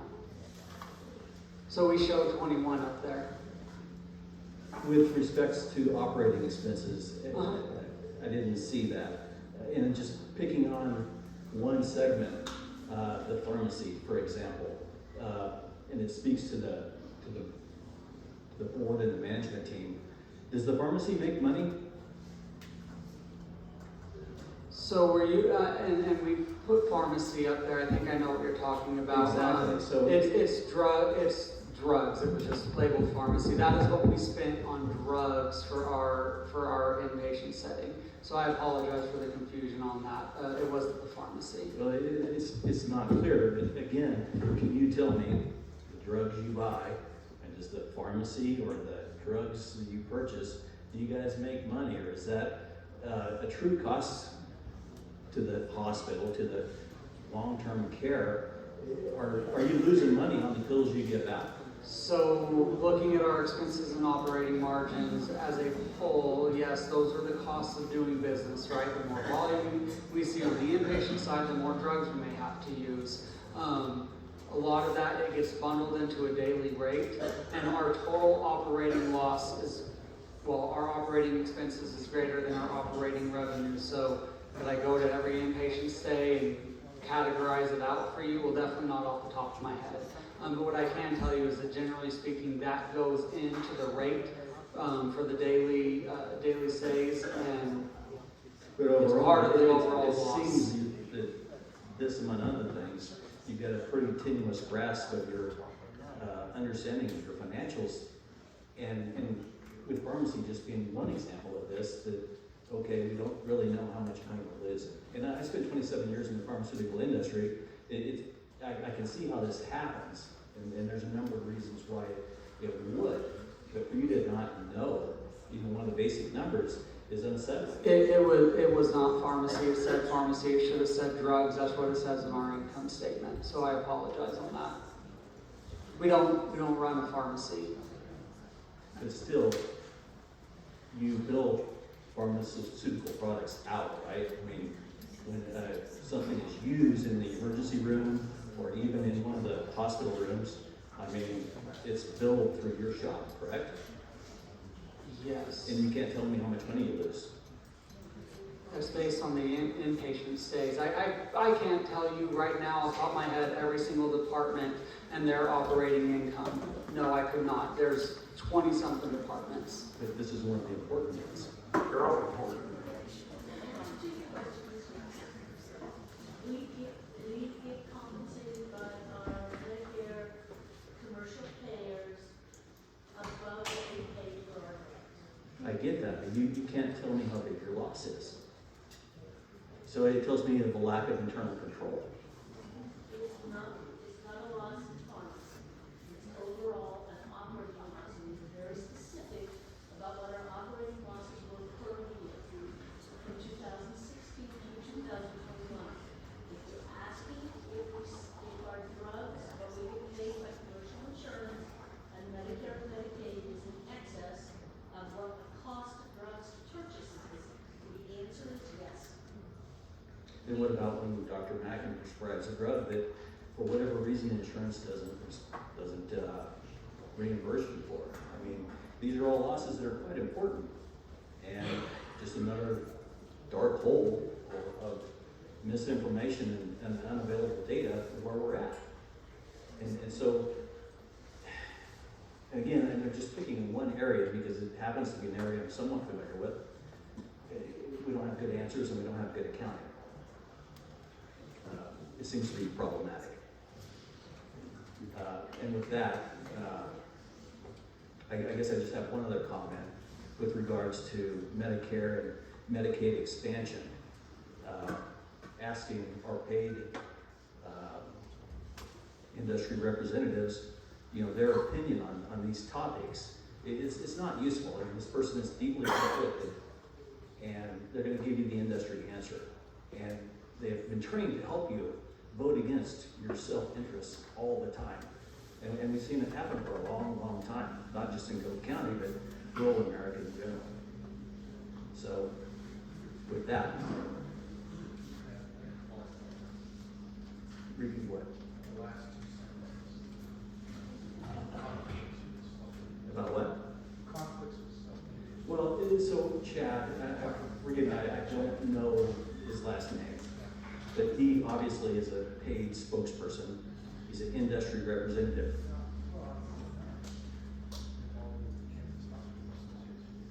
Which is?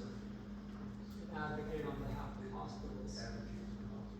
Right, so he's an employee, again, not to show my political affiliation on this, but one could say that he's a parasite on the system. And I wish there was a different way. Thank you. Thank you.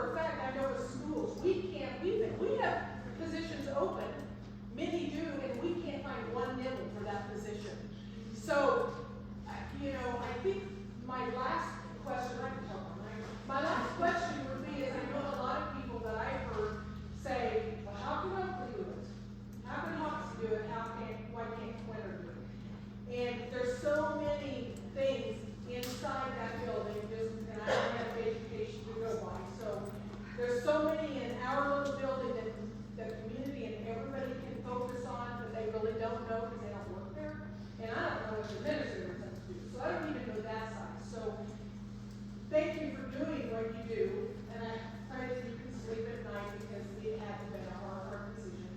And I pray for our residents because I don't work in like the DC mayor, you know, but not very close to my heart. So pray for them because it's going to be a really big change for them. And I want to know where they are, and I know with stupid HIPAA, I won't be able to know. So I guess I'm going to have to go to Watson, I'm going to go to Waukegan, I'm going to go wherever I could find it. Thank you, Ron. Yeah, to answer your questions, once I get my Medicare card, I think I'm gonna go to Senior Life Solutions. Jeremy Blackwell.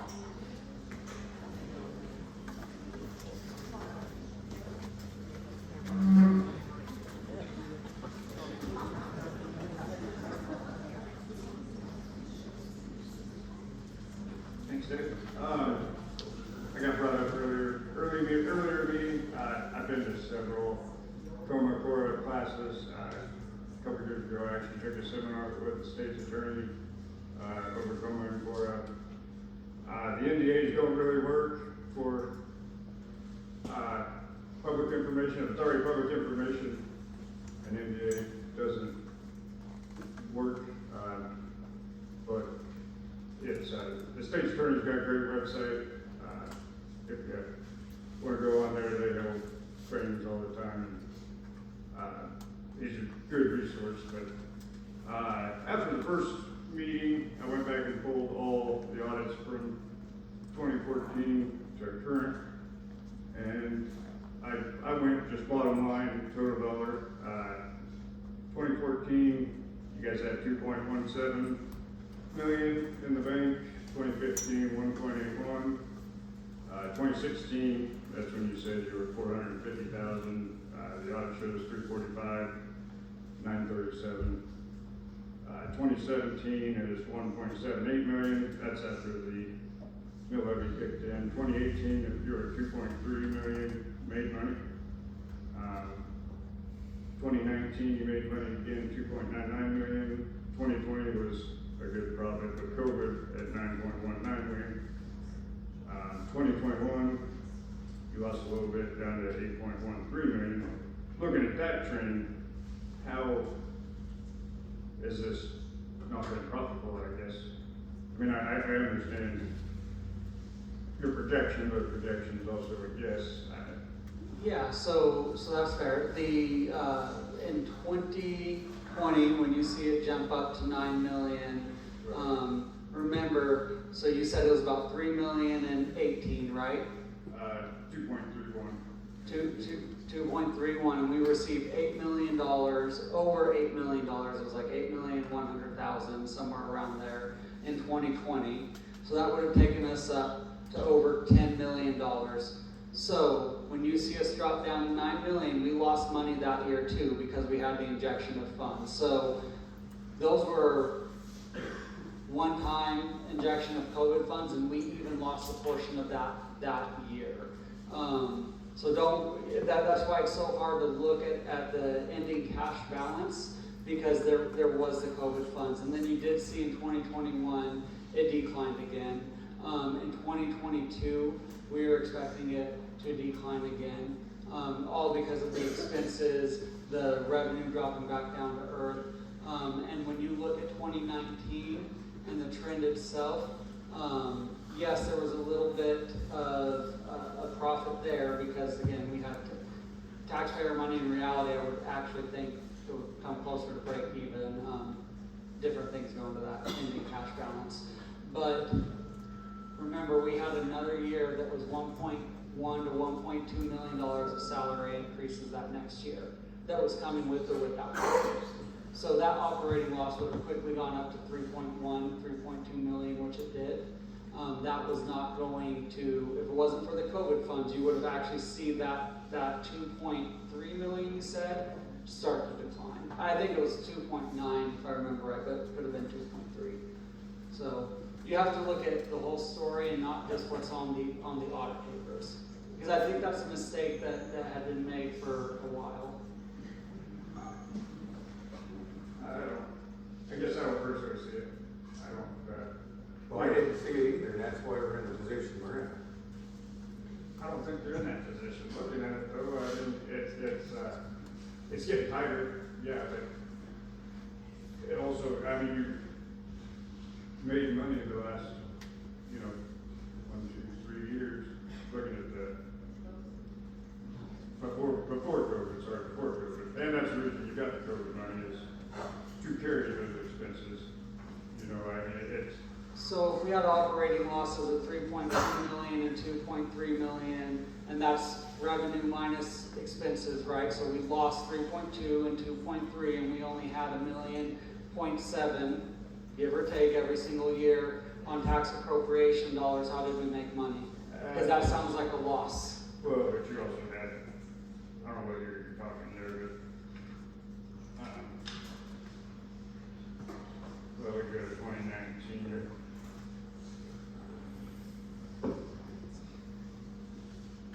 Your mill levy, you got 1.34 million, sales tax revenue, 629,000, interest income, 92,500. You had some interest expense, non-practical grants and gifts. So you got actually total of $2,130,000 that year.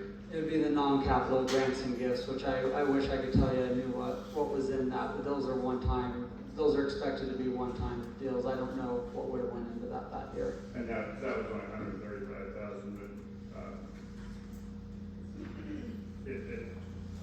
to me, it just doesn't work as tired.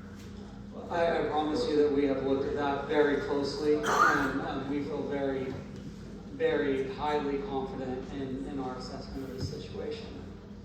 I don't believe it.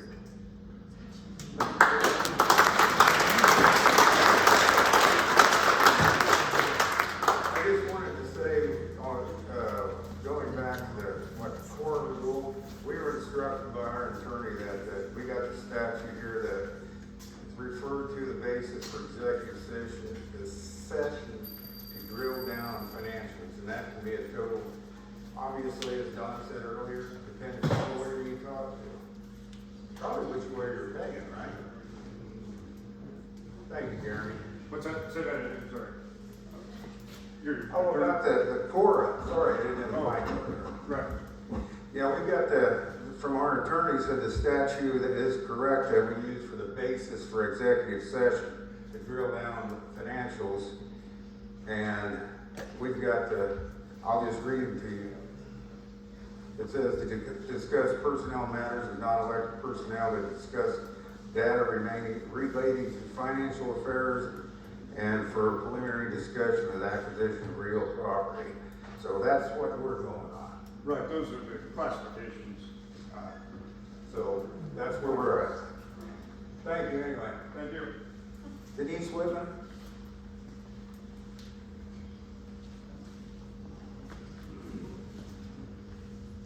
Thank you very much for this presentation tonight. This answered a lot of questions I had.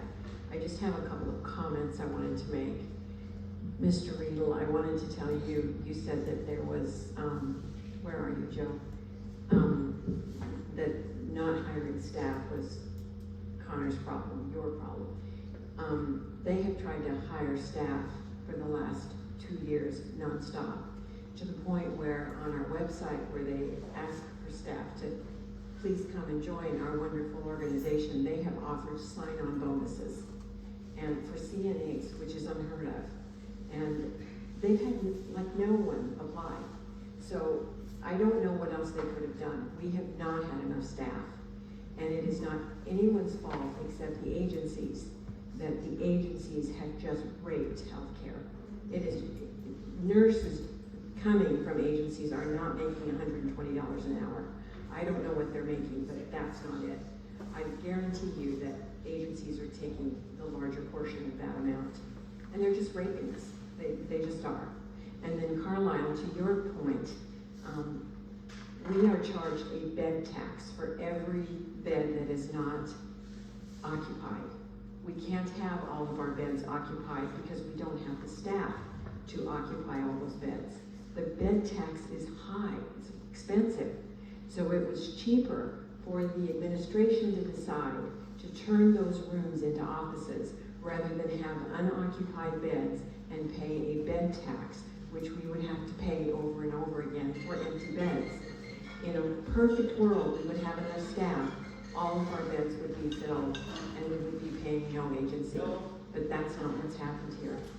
There's so many factors that have gone into our facility falling and closing, and those two are the big factors. So thank you all so much for what you've done. I've watched your faces tonight, and you all look like you're just heartsick, as all of us are. Thank you. Thank you, Denise. My daughter was trying to work there last summer. She's a CNA. And she said, you are required to get vaccinated.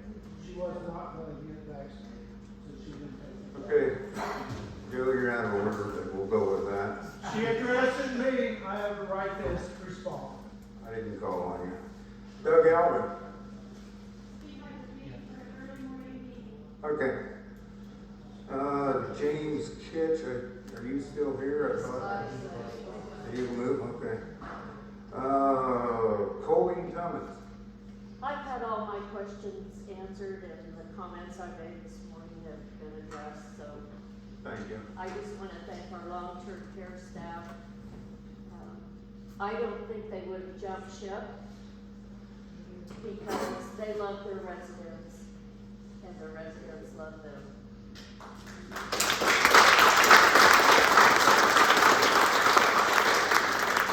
Where's that? I don't have a lot to say other than what I said. It is going to decrease, not having those 29 residents will decrease outpatient services such as physical therapy, lab, x-ray, ER, and inpatients. The other thing I haven't heard anybody talk about is when someone's admitted to the hospital, they, usually stay 3 days and their DRG is used up, then they go to a skilled swing bed. Once they don't meet and were qualified for a skilled swing bed, they would go to the long-term care until they were able to go home. We're gonna have to sit, we can't do, those patients will stay in our hospital, and that's gonna make our accounts receivable go up. Because there is a self-pay swing bed rate, but it's very expensive. And some people can afford it, and a lot of people can't. Yeah, you are not wrong. That is certainly going to be a challenge. There are a lot of critical access hospitals. In fact, I thought I heard Chad say that in the state, for the critical access hospitals, there may be 30 with nursing homes. I believe that's what he said. The majority of them do not have it. They are able to address those challenges. We will have situations where when we get referrals from other sites, we will have to make sure that not only are we going to be able to rehab them in our swing bed program, but that we are thinking prior to admission about what their long-term placement plans are. It is going to create a barrier. You are 100% right. It is a challenge that's going to be confronting us. I'm not going to dispute that. Connor, I'm out of order, but Mom got stuck in that for 9.5 weeks because of the 32-bed limit in the long-term care. Yeah. We're already having that there. Yeah. Have you guys That is true. intermediate bed like ransom? Yeah, so we looked into the intermittent. So to address your point first, so yes, we were already having that problem, right? You only have so many beds to put residents into that you staffed beds to put residents into. So we were already dealing with that currently. Intermediate swing beds, we looked at that program as well. I talked to our audit firm about that. I did not get nail them down on the dollars because it was only to the tune of a couple $100,000 that would not even come close to offsetting the $1 million penalty. The problem with that is that you reallocate your hospital beds into the nursing home. So if I wanted to turn 10 of my nursing home beds into intermediate swing beds in the long-term care setting, what ends up happening is those 10 beds are now able to be cost reimbursed, but I have just now lost 10 of my 21 in the hospital side. So then if Dr. Mackin needs to admit someone and we're already at 11 patients, which we have had, we are now not admitting people in our community in that scenario, and the offset of it was not anywhere close enough to make the difference. So we did look at the program, I'm not yes. sure how it's ran, but I know Branson is a very small hospital, and they have probably at least 15, no, I'd say probably 20 to 25 residents that are intermediate swing beds. They're in the same situation as y'all are here, and they're making it operate. I'm not sure the details, that's not my role. Yeah, I couldn't tell you about it. Steve, you're up.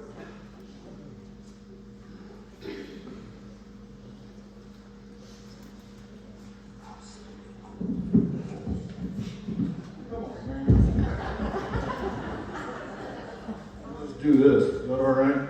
Is that freelance? Okay. This is doubly hard for me. I'm a mom and dad. And I hate it. I absolutely hate it. But I love you guys. You're going to keep our hospital here. And that's, as bad as this sucks for the long-term care, I trust that our commissioners appointed the right people. They did the math. They checked with the financial audit that didn't make sense. You went and got further clarification to make sure that all the numbers from whatever departments were adding up, and they weren't. Upon further digging, this is what we found. Bad things happen to good people every day. And it sucks. It's car accidents, farm accidents, cancer, and this sucks.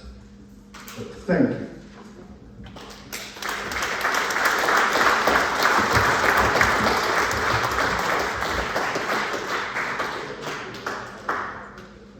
In case some of you don't know, I was the DON at this long-term care for 14 years.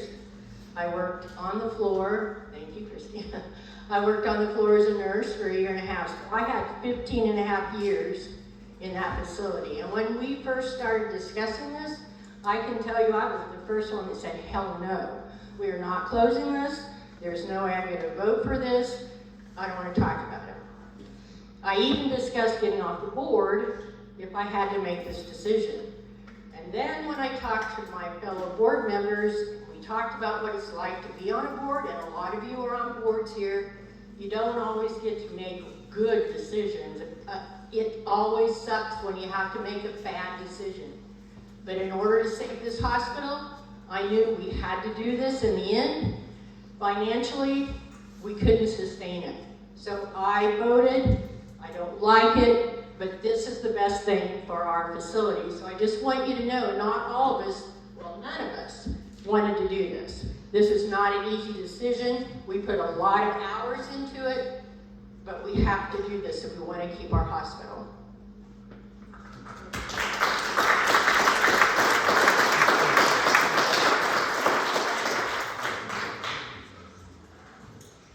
My heart breaks with every one of you. Those people are close to all of us. You could have a corporate board here that didn't give a crap about our people. We've cried and cried and cried. I want to give Connor, I want to give Bill a thank you.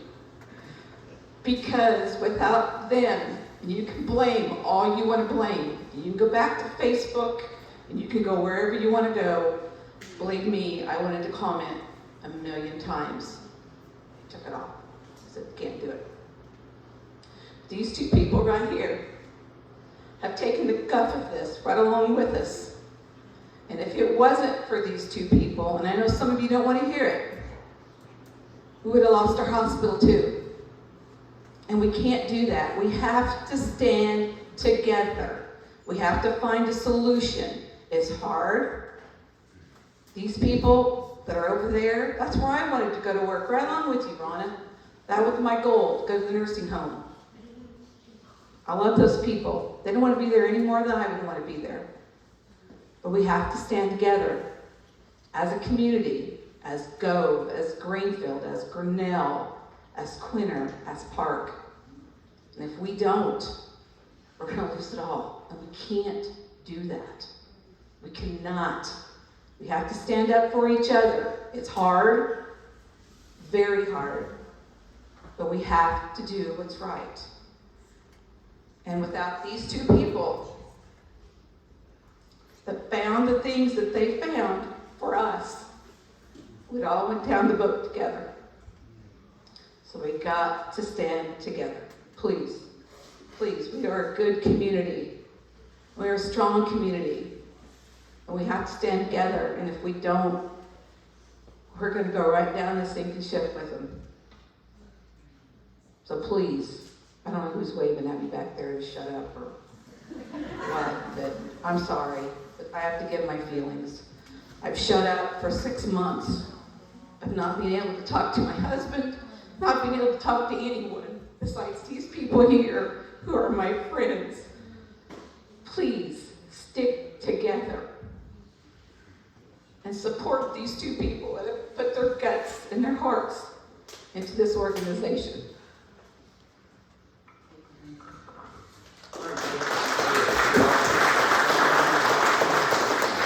I'd like to thank Chad for coming out here. I'd like to thank Mr. Minix for coming down here. I think you both helped us try to get the point across. But in closing, we hope the public can kind of understand somewhat it's just an extremely hard decision it's been. The board was hopeful till the last days that we'd be able to keep the long-term care. It's going to be a terrible loss. Not only to the residents and staff, but the community as a whole, as you well know. And we all know there's going to be some economical loss as well as the mental aspect of it. The board, we understand the anger, frustrations, and emotions, as they said. But going on with what they said, together we can get through this. We're going to have to work towards it. Thank you guys for all showing all your comments, and good night. This meeting is adjourned.